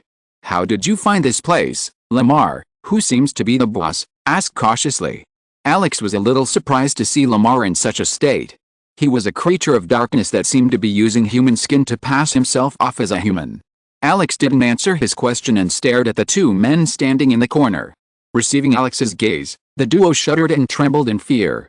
The trio was quite famous, and after the fall of Amidon, there was no sign of them even after posters of their search warrant appeared. Douglas and Earl Yun, even you 2 are present here and have accepted the darkness, Alex said with a solemn expression. His eyes flashed with killing intent as a sudden thought came to his mind. From the torture, the one in high office has discovered that Lamar, along with some nobles, were in charge of the experimental project. Alex had simply concluded that the experimental project was something that could make humans stronger by developing some sort of drug or elixir that had many adverse effects, such as making someone lose their rationality, but it seems there were other motives behind it. Alex noticed that Lamar's strength is at the early epic rank, and he seems to be the strongest one out there. Alex's image appeared and he appeared before Lamar in an instant. Lamar's body reacted upon seeing Alex appear before him and he threw a punch at him. Alex grabbed Lamar's fist and twisted his arm. With a pained expression on his face, Lamar raised his foot to kick, but Alex struck his thigh and broke his thigh bones, causing him to kneel. Arg! A painful groan escaped his lips and he shouted, "Attack him! Attack him!" Alex punched Lamar's head and knocked him unconscious. The other four snapped out of shock and leapt towards Alex. Alex with his free fist unsheathed his sword and swung it, sending them flying through the air. Alex stabbed Lamar's knee and pinned him to the ground so he couldn't escape, and turned his gaze towards the other and jumped towards them. Chapter 317, Break the Undead Sculptures. Two of them quickly stood up and tried to confront Alex, but Alex raised both of his fists and slammed them into his chest. Alex's punch was packed with terrifying power and immediately turned their bodies into a bloody mist. Alex quickly knocked out Duke Les and Count Yun and dragged them towards Lamar. Seeing the three of them, Alex fell into deep thought, wondering whether to kill them or keep them alive. Alex looked at Lamar, who had almost lost consciousness due to the pain. He needed to dig out the information that was hidden in Lamar's brain, but Alex didn't want to take the risk of using Soul Search again. His internal condition was really bad, and if he was hit by a soul attack again, he might be left in a coma or die for real. Furthermore, he was sure that Lamar wouldn't have any useful information. What he needed was to know the true reason for the experiments. It seems I have to resort to other means. Alex looked at the three figures and raised them. Alex followed the cave and came to steel and immediately destroyed it and purified the place. Alex strained all his strength to purify the entire place by getting rid of all the miasma. With the setting of the sun, the undead became restless and everyone was tense as the undead grew stronger by the night. But as they got involved, they found that the large number of undead began to decrease. Unlike the huge numbers that emerge out of nowhere, their growth seems to have stopped. Moderick, who had gone to the front so Christina could rest, was organizing the troops. They need to save their energy for any crisis. After all, unlike other wars where the battle stops after nightfall, the undead don't have such a principle and would continue to launch their attacks. Moderick, who was leading the charge, drove his sword into the Death Knight's collarbone and ripped its neck out. Moderick, as he pulled out his sword, grabbed the corpse and threw it towards a surprise attack. Bang! Crack! The body shattered and Moderick's expression hardened as he saw slimy tentacles charging a few meters away. What kind of monster is this? Even with the 40 years of his life, he had never seen a monster as ugly as this. Everyone be alert and gather on the ground in a squad of 10. Do not fight alone. There is an unknown monster up ahead, Moderick ordered and moved forward to take a look at this monster. The tip of the tentacle was as sharp as a razor that seemed to be aiming for his life. Moderick dodged the attacks coming his way as it charged at him. Swish! Swish! Something sharp grazed his cheek, causing a cut. Moderick frowned as cuts began to appear all over his body. Gritting his teeth, he stepped aside and raising his palms he grabbed the slimy tentacles with metal knuckles. The tentacle-like substance writhed trying to get out, but Moderick wouldn't let it go and wrapped it around his palm and pulled it towards him with a yank. Crutch! With a violent scream, a dark, bloated figure shot out from behind a tree towards Moderick. Moderick raised his sword and slashed at the figure coming towards him. Blackish blood spurted out onto it and gave off a disgusting, foul, rotting smell, much to his shock. Moderick stared at the corpse as he wondered what kind of being this was when he heard a loud howl looking towards the source. Mamai, Gustai. A loud, ear-piercing scream echoed across the battlefield and they saw Max running away like a frightened cat. Behind him, everyone saw a slimy, nefarious figure that could in no way be considered a living being. Its appearance was so horrifying that even Moderick felt chills. Max felt like he had been put into some sort of nightmare. No matter how many times he cut that figure, it would always remold into that hideous piece of shit. The slimy figure writhing towards Max was suddenly struck with a sword that immobilized him. A small bolt of fire erupted and burned him to nothing. For God's sake, Max, are you a child? Alex's figure appeared from the sky. Your Majesty. Max almost threw himself into Alex's arms upon seeing him coming to his rescue, but was stopped by his men and prevented from getting close to him. Take this crybaby away. Hey, someone take these dead weights away. Alex threw 3 broken and mangled bodies to the ground and brushed the dust off his hands. He looked towards Mordok and found the creature of darkness. I have to get rid of their corpses, Alex muttered to himself as he began to clear the battlefield, walking towards Mordok. Uncle Mordok, give me a report of the current situation, and before that, please wipe your stained face. Mordok gave a bitter smile, got rid of those pungent-smelling liquids, and spoke. Your Majesty, currently 1,200 of our men are injured and so far we have 164 casualties. Alex nodded with a blank expression. Our numbers weren't that bad considering their large numbers and relentless attacks, Mordok added, trying to appease Alex upon noticing his grim expression. The number wasn't bad, but it could have been worse if he hadn't come and eliminated the source. He purified a large portion of the land that had almost exhausted its light power and needed more help to cleanse the entire mass. Mordok, ask everyone to gather around. We'll finish everything tonight. Ask Athena to take care of the priest and bring them here, Alex ordered. Mordok blinked in confusion and asked, Your Majesty. The priests are treating the patients and bringing them to the battlefield is dangerous for them. This is the last batch of undead. You'll see a lapse in their attack pattern from now on. Now, go. By the way, send a messenger to Catherine. She might be too stressed now. I'll send a messenger to Her Highness Catherine. Mordok replied and nodded as he moved to relay the orders. Meanwhile, Alex took charge of the battlefield. Listen everyone, if you find a piece of shit like this, kill him and bring him here. I'll burn them immediately. I can't stand the sight of these disgusting monsters, and yes, bring that bastard Max and Albert. Albert, that piece of shit, where the hell are you dying? If you don't show up before me in 3 seconds, I swear I'll make you dance without clothes on in the capital. As soon as Alex's loud voice filled with anger resounded, the soldiers became excited as they remembered the way their king gave orders. Your Majesty, Alex, I'm here. Alex heard a loud howl from behind and raised his head to see a puppy jumping up and appearing before him. Nice puppy, Albert, freeze them. Your job is just to freeze them. Ian, I remember that you can use ice spells now, so help Albert freeze them. Max, Antoine, Ben, as soon as you see any ugly undead sculptures, destroy them. And yes, if you want any of those sculptures as a decorative piece to gift to your beloved, you can bring as many statues as you want. Everyone who heard his words thought of one thing. Your Majesty, do you want to break our relationship and get beaten up by our loved ones? PFTT. If you're listening to this novel on a channel other than Fanfic World, it means they downloaded and uploaded it without effort. We cordially invite you to visit our channel, Mundo Fanfic Novelis. There you'll find the original version of this story and you can explore many other novels of various genres. We're waiting for you to immerse yourself in a world of incredible novels. Chapter 316, Familiar Faces. Alex, who was giving orders, heard a loud laugh coming from behind him that almost made his heart race. You're giving this kind of order in this kind of situation? Alex stared at Athena's graceful figure and raised his chin proudly at everyone's gaze. Giving orders is an art of war. We need subtle words and meanings to motivate them to do their best, isn't that right, my dear comrades? Alex turned to the soldiers with a gentle smile. But anyone who met his gaze knew exactly what his eyes and smile conveyed. If you dare to say no, you will feel and suffer the consequences with your own body. Aren't you all very motivated? Alex asked, looking up. The soldiers nodded vigorously and shouted. We are motivated, immensely motivated. It seemed like the warrior in me was awakening. Now it seemed like my blood was flowing with motivation. Good, now get to work before I start another motivational speech. The soldiers raised their weapons and began to flee. They didn't start fighting after finding a new source of motivation. Christina appeared in the middle of Alex's orders and after hearing Alex's words she glared at him cruelly and spat. Shameless, Madam Christina, it's an art. Once you start, you can't stop being shameless. Christina snorted and walked over to Alex, stomped on his feet and stood beside him. Now, Alex cried out in pain. Athens laughed covering her mouth at the sight of Christina and Alex's childish play.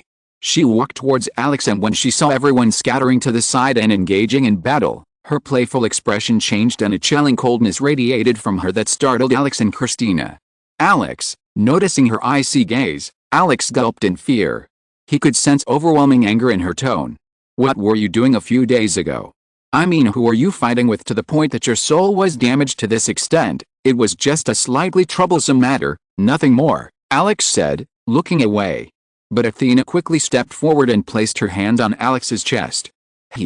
Hey, Athena, I know you miss me, but let's leave this for later. Alex tried to take Athena's hand, pretending to be embarrassed. Stop it. Alex's entire body froze upon hearing Athena's harsh words. He stood rooted to the spot as he felt Athena's words tremble. As he looked at Athena, he could see her biting her lips with a pale expression. Your soul has been wounded. What? Alex heard another scream. Christina, who was watching from the side, was shocked and ran up to Alex, grabbed his arms, and asked worriedly, Alex, are you okay? Can you even stand properly? No one knew better than her how painful a wound to the soul was. At first, you always felt uncomfortable, with aches and pains all over your body. Every time one used power to fight, a strong tingling sensation, as if someone was stabbing them with many needles, would pass through the body. It's okay. You see, I'm fine and in perfect condition, Alex tried to reassure them. Alex, you can fool anyone, but not me. Do you think I don't know the strength of your soul? Did you forget that I can see through soul and aura? The power of your soul attack can even kill an overlord. It's just that your enemies are lucky that you can't use soul attacks because of your rank. Now, you're telling me that a person with such a strong soul has been injured by simple means. The more Athena spoke, the more agitated her voice became. Christina, who heard Athena's words, suddenly felt the world around her spinning. Soul strong enough to kill a rank overlord. Her gaze stopped on Alex. For a moment, she felt horrified and scared. She had already lost everyone she loved, and now if something were to happen to Alex, just thinking about it seemed to tighten her heart. The opponent was a bit strong and caught me by surprise. It will never happen again. Alex tried to calm the two agitated girls. The wound to Alex's soul wasn't that big when he was attacked, but was due to the use of the law of darkness. Alex tried hard to comprehend the law of darkness and engrave it into his soul, which resulted in his soul being unable to bear the burden as it was fed information without any preparation. It may seem like he's fine, but the situation is quite troublesome. For a few months he won't be at his best, and it's best to forget about the strain of physical fights. He was already straining himself, and after this, he had to recover and make up for the loss. He hadn't imagined that Athena would be able to pick up on this.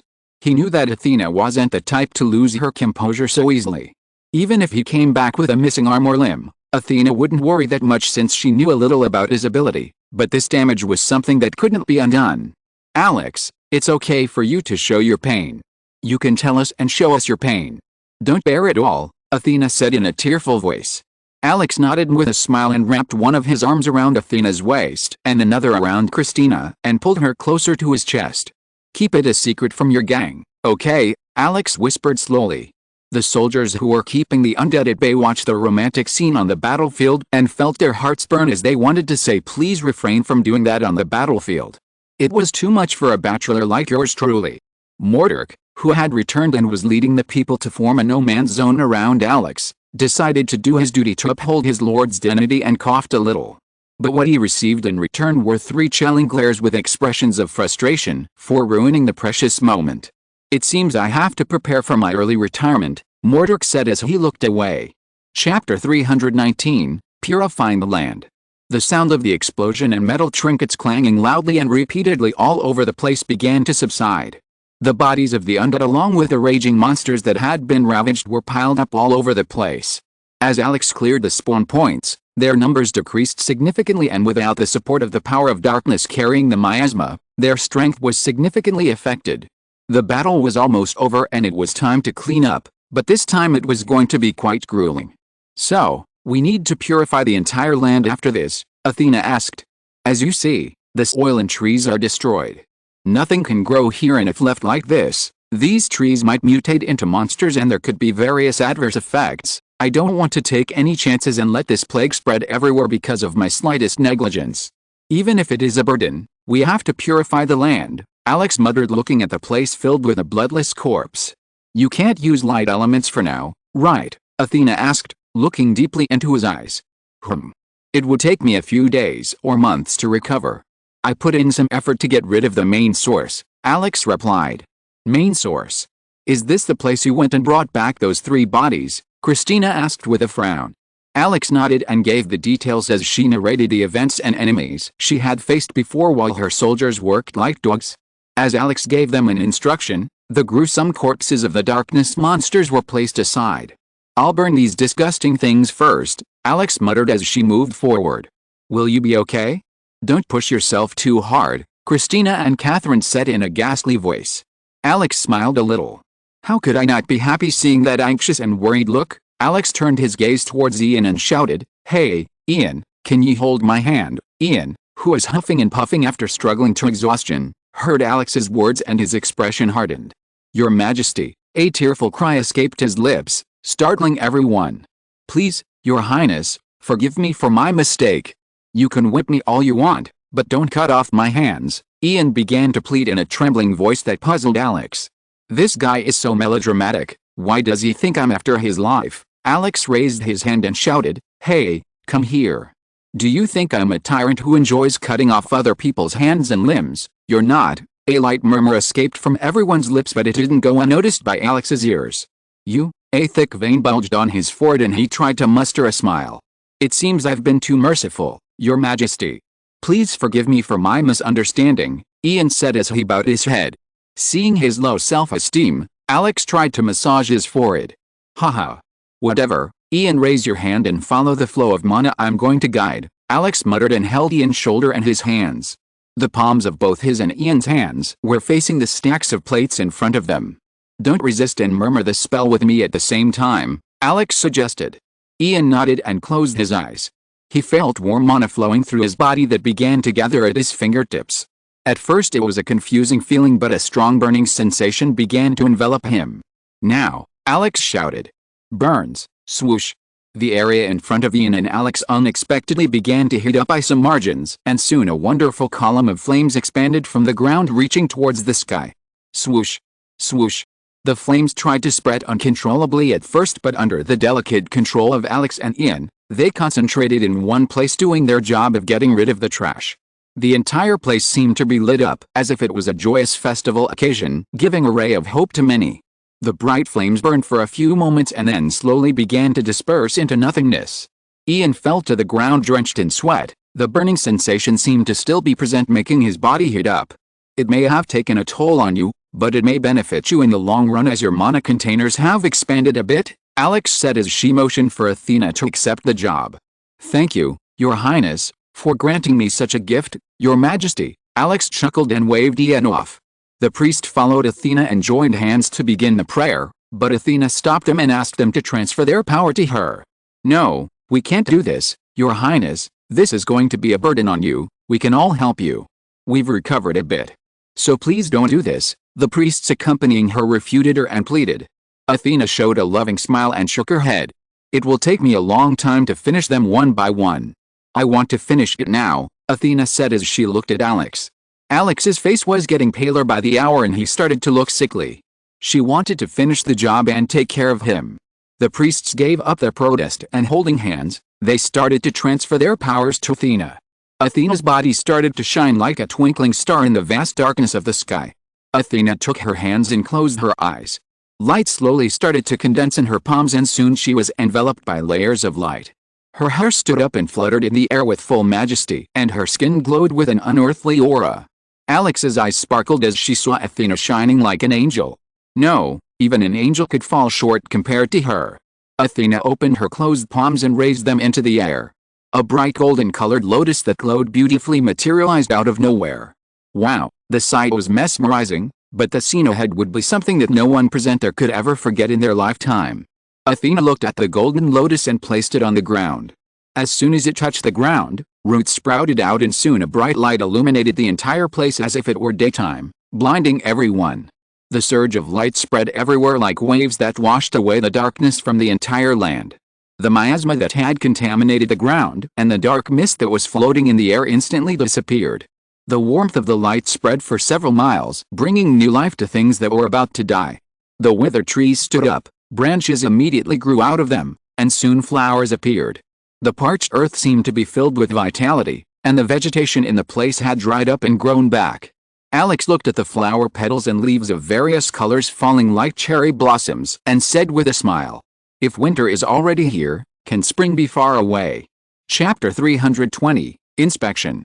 Athena's enormous divinity purified the entire land at once and cut short her works. What should have taken a few hours was finished in a matter of seconds. After overseeing a few things, everyone retreated to the barracks to wash away the tiredness with a good sleep. The next day, as soon as Alex woke up, he decided to go to the affected city to take a tour.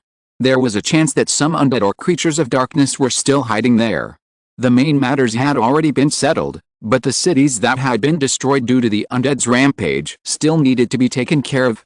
Alex, with his squad accompanied by Mordork, decided to pay him a visit. Athena and Christina wanted to accompany him, but Alex asked them to rest properly because they still had to work. If the situation was serious, Athena and her team would need to purify the city to make it habitable, which she is unable to do for now due to the heavy exhaustion from using the great spell yesterday. Both of them tried to get on board with Alex, which ended with both of them being locked up under Albert's supervision. The image of Athena and Christina pouting was worthy of admiration. Alex wished he had a camera to record that precious moment, but alas, it was not to be. Alex coaxed them a bit and asked them to take care of the three of them and, if possible, try to get some information. Horizontal ellipsis. Mounted on the horse, Alex asked Mordork about the cities. Mordork, what about the casualties? Mordork gave him a sympathetic look and turned to look at Alex. Your Majesty, the casualties were quite heavy this time. One of the cities was a major city with a population of over 80,000, while the other two have around 20,000 each. Those who were able to fight back sacrificed their lives to give the others time to flee, and it was thanks to their persistence that there were several eyewitnesses and we were able to act in time. Act in time. Do you think that's called acting in time? Alex's voice hardened as she stared at him. Are there no soldiers stationed here? Mordork shook his head. We are at the edge of Amadon, which had been abandoned for years. The growth of this place has stagnated, and except for the largest city that had mercenaries, the smallest one doesn't even have many awakeners. It was enough for a few people to make it out alive, Mordork replied. Alex fell into deep thought after hearing his explanation. The entire environment fell silent. Except for the sound of the horse hitting the ground, no one made the slightest noise. The knights riding alongside Alex stared at him, while he looked ahead with a serious expression. When Alex asked Mordork about the place, he learned that there were no proper training facilities nor proper communication in that place. The roads were not connected and travel had to be done in detours. He kept a note of the things he had to do once he met Catherine. All the work and construction were centralized in the higher cities and towns, so the border areas are still in chaos.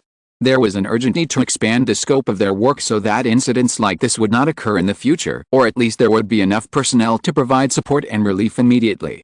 Alex and his squad finally arrived at the edge of Middleton City. Nay, the horses, which had been moving along calmly, suddenly stopped and began to let out a beastly cry of fear. What happened? The knights tried to calm their agitated horse, but they seemed to be afraid and nervous for some reason. Alex's eyes narrowed, and he raised his chin, and the outer edges of the city came into view. His breathing stopped for a moment as he saw the ruined city gates covered in mold and a dark green moss-like substance. Alex got off his horse and decided to tour the place on foot. He left 10 knights to take care of the horse and the remaining 40 would accompany me. Uncle Mordork, you have to protect me properly. I won't fight alone in serious cases, Alex whispered to Mordork, who looked skeptically at Alex and nodded. Alex knew that Mordork thought his words were a joke, but he wasn't lying. The harder he tried, the more he would suffer and the more his recovery would be delayed. Because of the extra heroism shown by him yesterday, he lost another 2 points of vitality. The only reason he could walk was because it seemed like his body had become numb to the soul-searing pain. Alex, who was deep in thought, was startled by the screams. My God! What is this? It looked like a rotting prison from hell. The knights held their noses as they approached the city gates. They froze for a moment as they entered the city and were greeted by a gruesome sight at the gates.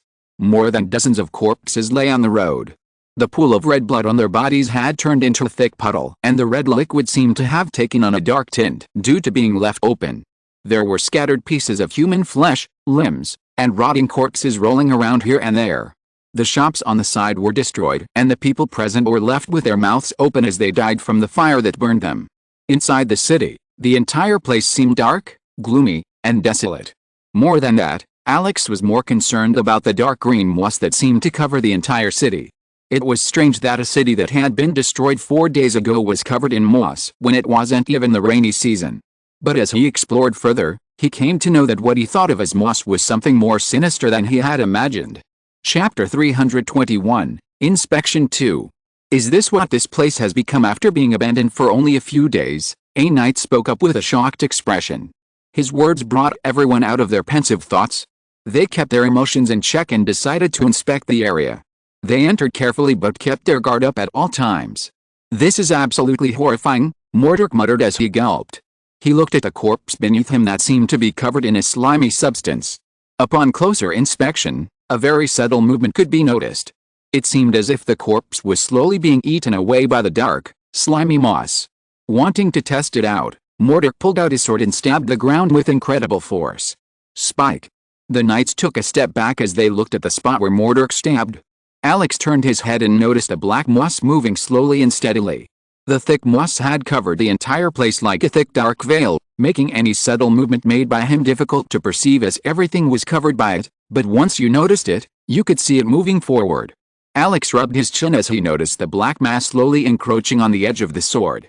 "Mordred, try using your aura to dispel it." Mordred nodded and, holding the hilt of his sword, waved it a little by channeling his mana. Swish.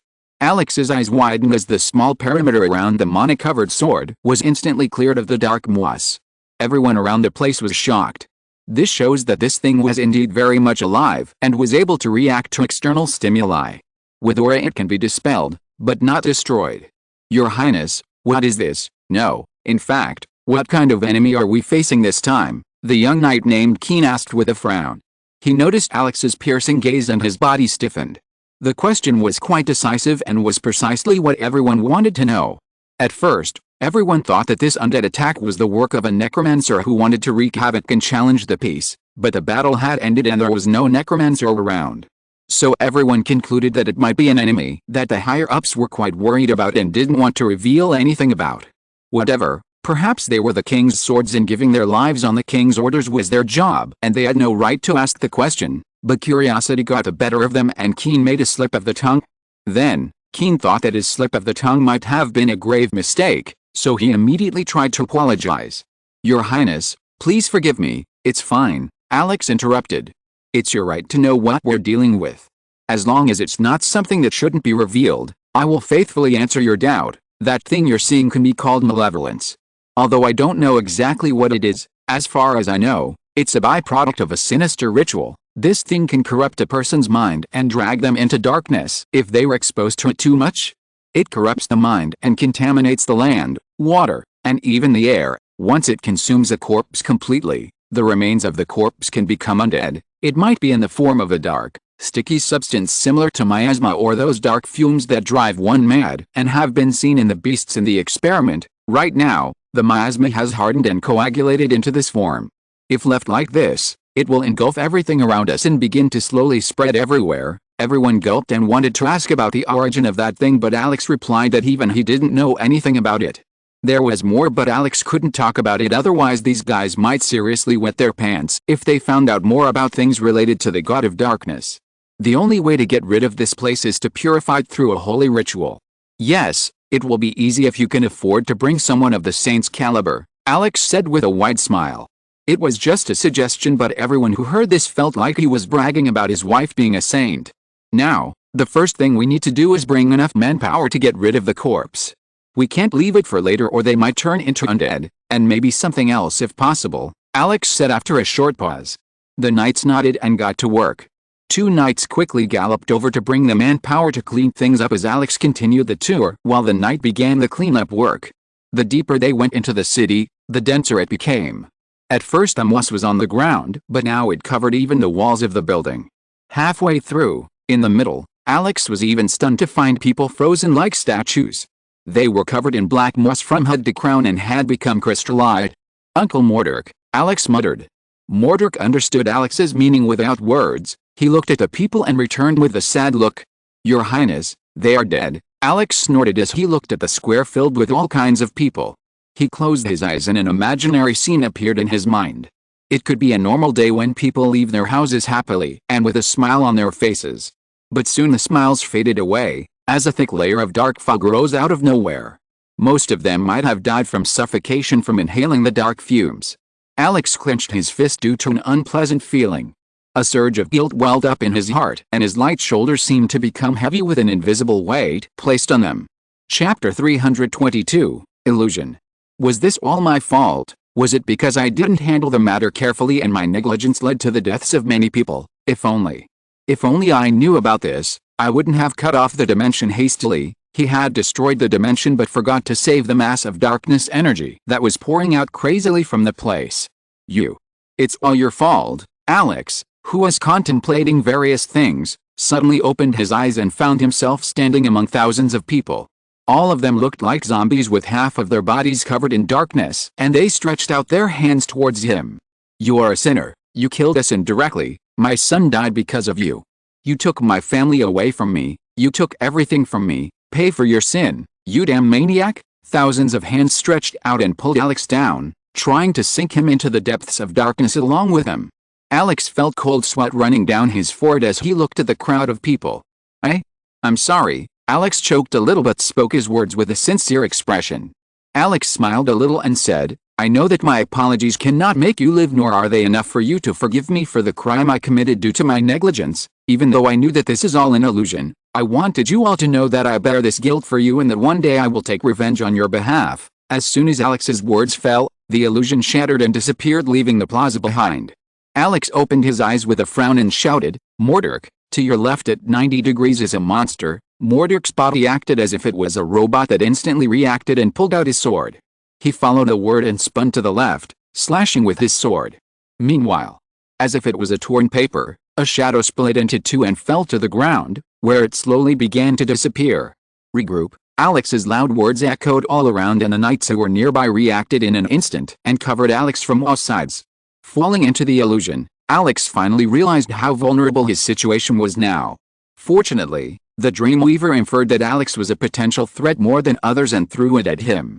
If it had been anyone else other than Alex, the situation could have gotten pretty bad. Hey, you. Above your head. Alex's orders hadn't even finished when a piece of black rag-like substance fell down. These things were shadow summons that Alex had encountered in the pocket world, so there might be a monster or creature of darkness nearby, and Alex was trying to find the real culprit.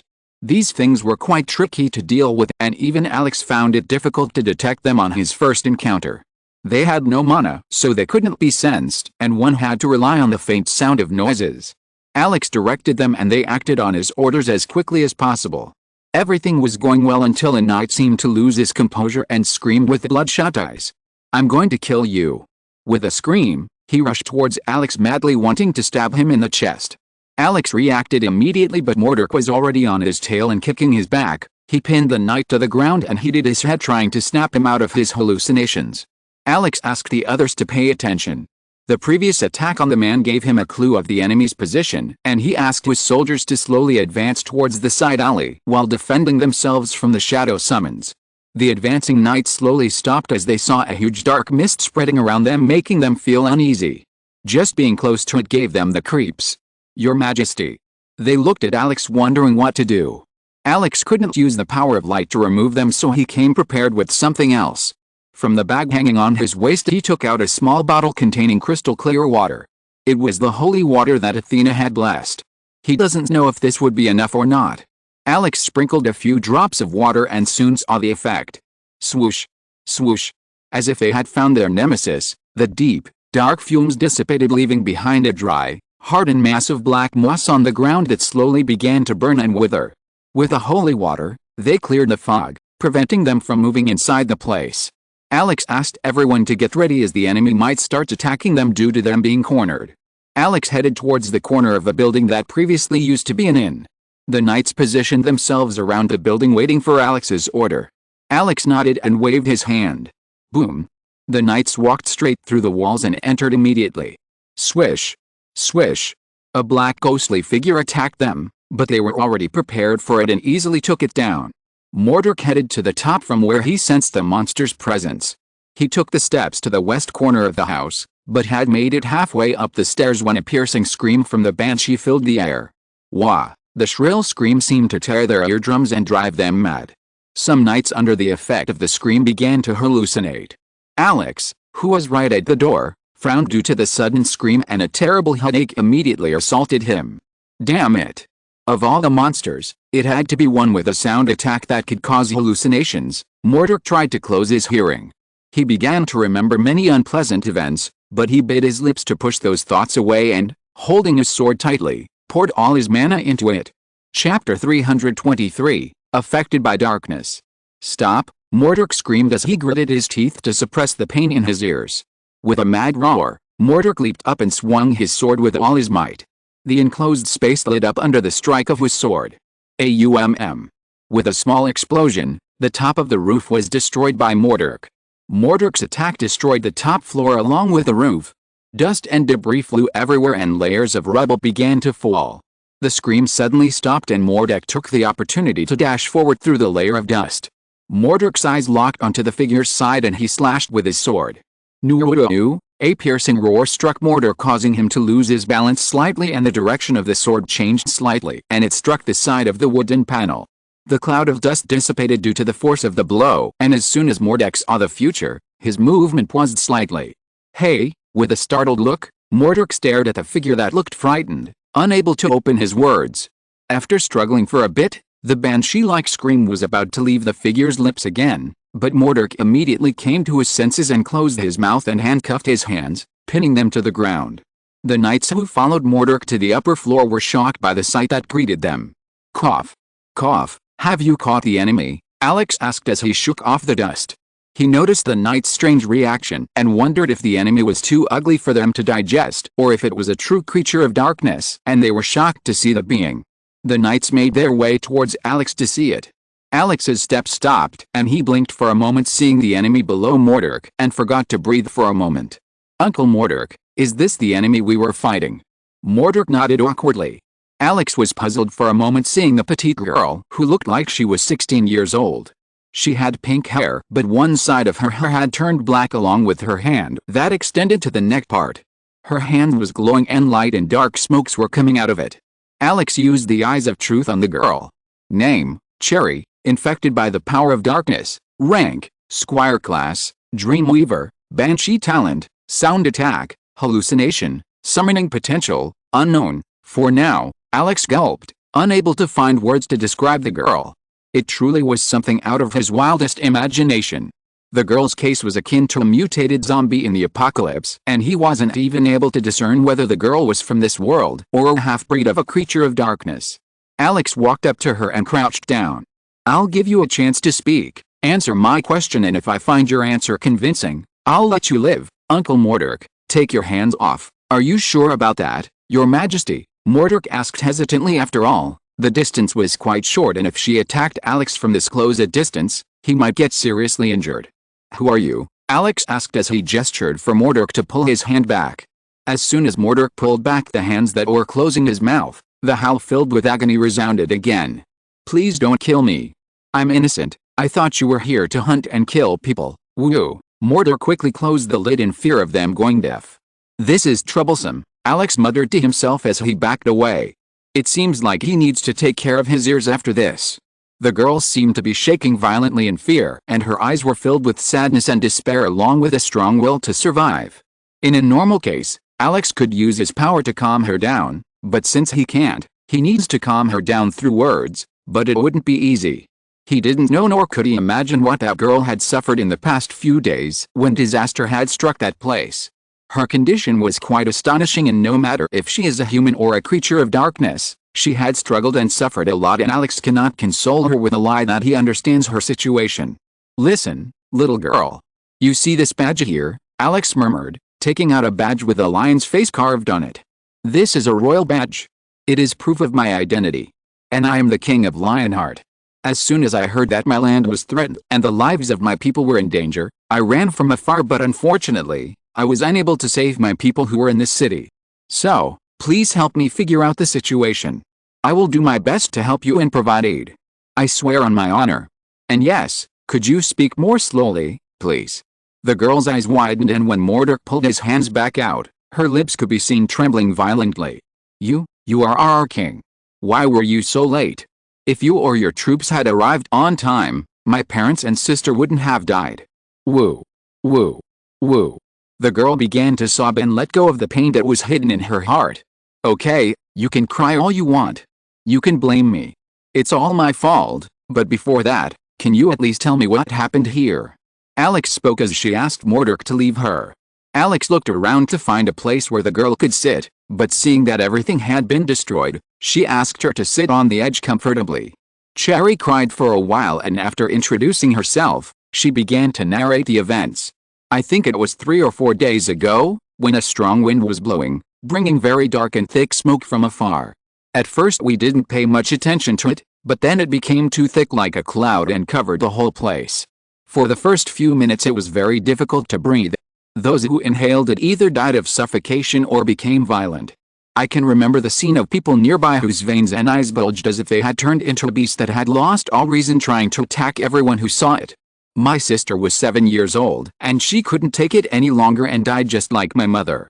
Tears began to fall from her eyes again as she recalled the scene of her mother and sister suffocating and being attacked by those beasts. My father pulled me away in distress and tried to run away, but on the way we were attacked by others, and my father asked me to hide while he bore the brunt. I was injured and a man bit me on the neck and scratched me, but my father held him tightly while asking me to run and survive no matter what.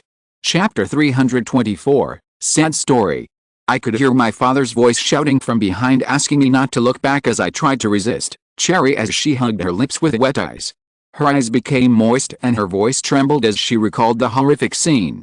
I ran out without looking back, found a small ramshackle shed and hid there, trying to live out the nightmare, but soon I was overcome by sleep.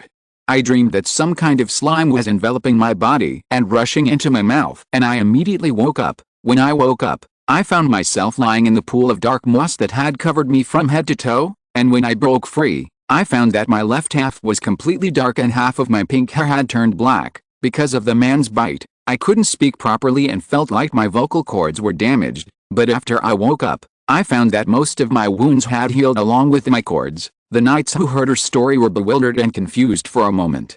I thought this was just a dream, a nightmare, but it wasn't. As soon as I woke up, I decided to take a look outside, but the world around me no longer seems to be a place where humans can live. People had twisted beyond repair and were lunging at anyone they saw first, killing people by biting and clawing at them like beasts. Alex and everyone raised their eyebrows. They could infer about the scattered pieces of flesh and all the limbs from Cherry's words. Everything around me was madness, and soon a person attacked me, biting my hand and digging their nail into my chest. The pain was too much for me and I screamed really loud, and to my surprise, my scream became so loud that it sent him flying into the air. Alex stared at her for a moment and asked, "Did you get all the powers you used against us after you woke up from being covered in moss?" Cherry bit her lips and pondered for a moment. She was still a little cautious and didn't know if it was right to talk about all of her cards or not, but after seeing Alex's sincere look, she decided to talk a little more. "Are you asking about those dark, shadowy figures?" Cherry asked vigilantly. Alex nodded. "I learned about this when I was fighting an undead. This black hand of mine was injured, and when blood started to flow out of it, a faint mist rose up and took the shape of those. I later found out that with a few drops of my blood, I can create those creatures." Alex rubbed her chin and wanted to ask about illusions and the ability to swing dreams, but thought it would be best to stop for now since there are too many eyes and ears around her. "Cherry, are those black marks spreading, or did you have any evil or violent thoughts after reaching that state?" "I just have nightmares and trouble sleeping at night," Cherry replied. "Can you extend your hand a little?" Alex squatted down and asked sincerely. Cherry nodded and extended her hand.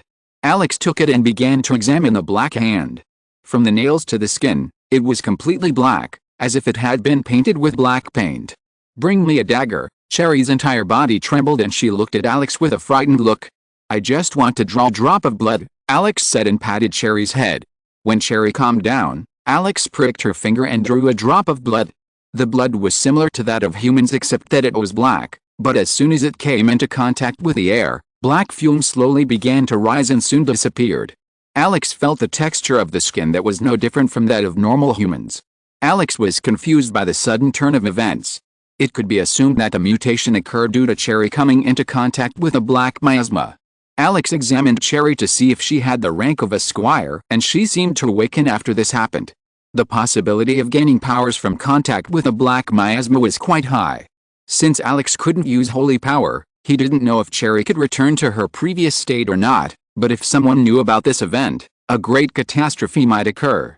There are still 18 kingdoms besides this one, and the possibility of an event like this occurring may be rare, but not zero. If people find out about this, they might try to create an army using a similar method. No, wait, this might be what Lamar and the creature of darkness wanted to do. Alex's back grew cold as he thought of that possibility. Gentlemen, what you witnessed here is something confidential that cannot be disclosed to anyone. Yes, Your Majesty, I believe in you, but it might still be hard for Cherry to trust all of us. Because of that, all of you take an oath to not mention this to anyone. Do you understand? Alex said as he looked around with a solemn look. All the knights nodded and raised their swords to cut their hands a little as a gesture of trust and swore. Cherry came with me. I will try to treat you if possible, and if it isn't, at least I can give you a place where you can live like a human. Just remember one thing, you are not a monster, nor are you much different from a human. Alex spoke with a sincere tone. Horizontal ellipsis. The first thing Alex did was take Cherry back to the barracks and inform his two wives about the current situation. Cherry's case baffled them, and without wasting a single moment, Alex ordered his men to inspect the other two cities. Fortunately, there was no case like that. Alex collected the corpses of the people, and after performing the ritual and praying for their peace, they were the ones who were most affected. Athena and the priests began to purify the hardened mass of black miasma. The knights gave them a hand by scraping off that black moss, but in this process, some weaker ones were a little affected and felt sick. After working hard and running for 2.5 days, things finally became clear, and the plague that had suddenly appeared in Leonhardt was eliminated from the root. Everything that occurred here was noted, and a report was sent to Kinley with the various events of the battle. While Leonhardt had finished his battle without the help of reinforcements, the other kingdoms were still fighting. Reinforcement certainly boosts the morale of the other kingdoms and turns the tide, but without any valuable knowledge about the situation, it did not help significantly until Leonhardt's report came. This caused quite a stir in Kinley, and several orders, one after another, followed one another quickly. 2 days later, Catherine, accompanied by Rydia, whom she had left to protect Catherine amidst the turmoil, arrived at the barracks with an important message from Kinley.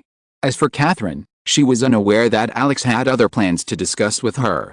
Chapter 325, A Gentleman or a Scoundrel? Alex. What the hell, Rel? Catherine felt her cheeks heat up and turn pink. Because of the unexpected situation, she found it difficult to even breathe. It was so embarrassing that she thought of finding a small hole to bury herself and to rid herself of the shame of this event. While her heart was in turmoil and her emotions were too, the bully was having a blast. As soon as Catherine arrived, Alex asked everyone to leave so that the two could have an important discussion about a secret topic. It was their usual routine where the two discussed plans for the future and talked about politics, but she didn't know that Alex wanted to have another conversation first. After everyone left, Alex, who pretended to be a gentleman, immediately bared his fangs and pounced on Catherine and hugged her from behind and nestled his face in her neck as he felt his beloved wife. Catherine tried to protest and scold him, but Alex clamped her lips shut with his hands. Now, Alex groaned and immediately pulled his hand away and saw teeth marks on it. Dear Catherine, I didn't know you liked eating your husband so much. If only you had said so earlier. Shameless. Get out of here already. Someone might see us, Catherine said in a panicked tone. Alex laughed a little and said, what if people see us? Can't a husband even hug his wife, and stop pretending? You could have pushed me away already if you didn't like it. I was just showing a big heart. Yes, that's to allow me to hug you until my heart's content, isn't it? Catherine's words choked in her throat. Catherine, I really missed you a lot, Alex spoke in a gentle tone. Catherine, who was in a difficult situation, paused and finally gave up. She would be lying if she said she didn't miss Alex. She wasn't good at conveying her feelings, and every day she remembered the way Alex would tease her while she was working, take care of her meals when she forgot, ask her to take a break, and help her train. She missed those small but sweet memories. Athena had already suggested her to stop pretending too much, otherwise she might unknowingly push Alex away and break his heart. Hearing Alex's genuine tone filled with affection, her heart softened a little. She sighed and gave up resisting, which surprised Alex for a moment. I can't believe you actually accepted my advances, Alex said in a surprised tone. If you stop acting like a scoundrel and behave like a real gentleman, I might just let you go, Catherine snorted. This guy's hands weren't honest at all. I'm a born gentleman. Your behavior is similar to that of a gentleman by the standards of a beast, not a human, Catherine said and turned her gaze away when she felt faint gazes from outside, and her eyes widened when she saw 3 foreheads peeking out from outside. Catherine gritted her teeth in anger and stomped on Alex's feet and pushed him away with all her might. You three stop looking back. You knew you were being spied on and yet you still behaved like that. Athena was right. You are a pervert. Alex stared back at her with a bitter smile. He would be lying if he said he didn't know anything about them, so like a good husband, he faced Catherine's scolding. Athena walked smoothly with an elegant smile. My goodness. Did we interrupt an important moment? Athena spoke with a mocking tone, followed by Christina and Rydia with shy expressions. Catherine, you don't have to listen to us. We're all family, so we should more or less get used to it. The sooner the better, right? Athena smiled mischievously as she looked at Rydia and Christina. Both of them nodded their heads meekly. Coming here in the middle was already too much for them. After all, they weren't thick-skinned like Athena. Surely, only Athena can match Alex shamelessly. What kind of trap did I fall into? I should have kicked Alex as soon as he hugged me. Catherine's face heated up as she thought of the embarrassing situation that had happened just now. Ha! Alex cleared his throat and stood up with a graceful posture, trying to make an excuse. You misunderstood, we were just having a hand-to-hand combat. Ouch! Alex shrieked as a sharp object stabbed into his feet. Cough. Cough. I'm sorry, the matter was very important and that's why we need to take proper precautions. I was trying to pass the words directly from mouth to mouth. Cough. I mean from mouth to ear. Catherine couldn't take it anymore and stabbed Alex's soles and feet as if she wanted to crush them into pulp while giving Alex a hateful glare.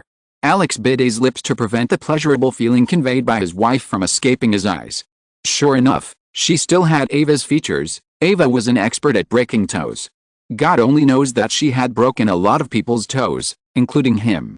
Seeing his sad look, his friends used to console him by telling him that it was better to have his toes crushed after offending a lady rather than having his testicles crushed.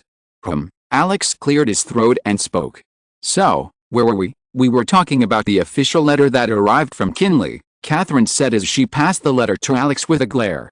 Did the messenger bring something else or did other envoys come with him? Alex asked. No, Alex was a little curious about the letter and hoped that it didn't contain any complaints from the academy since he took his leave without following proper procedures. Alex's expression hardened a little as he read the letter and looked at Athena for a moment. Haven't you read the letter? It might contain something important so I saved it for you, Catherine said.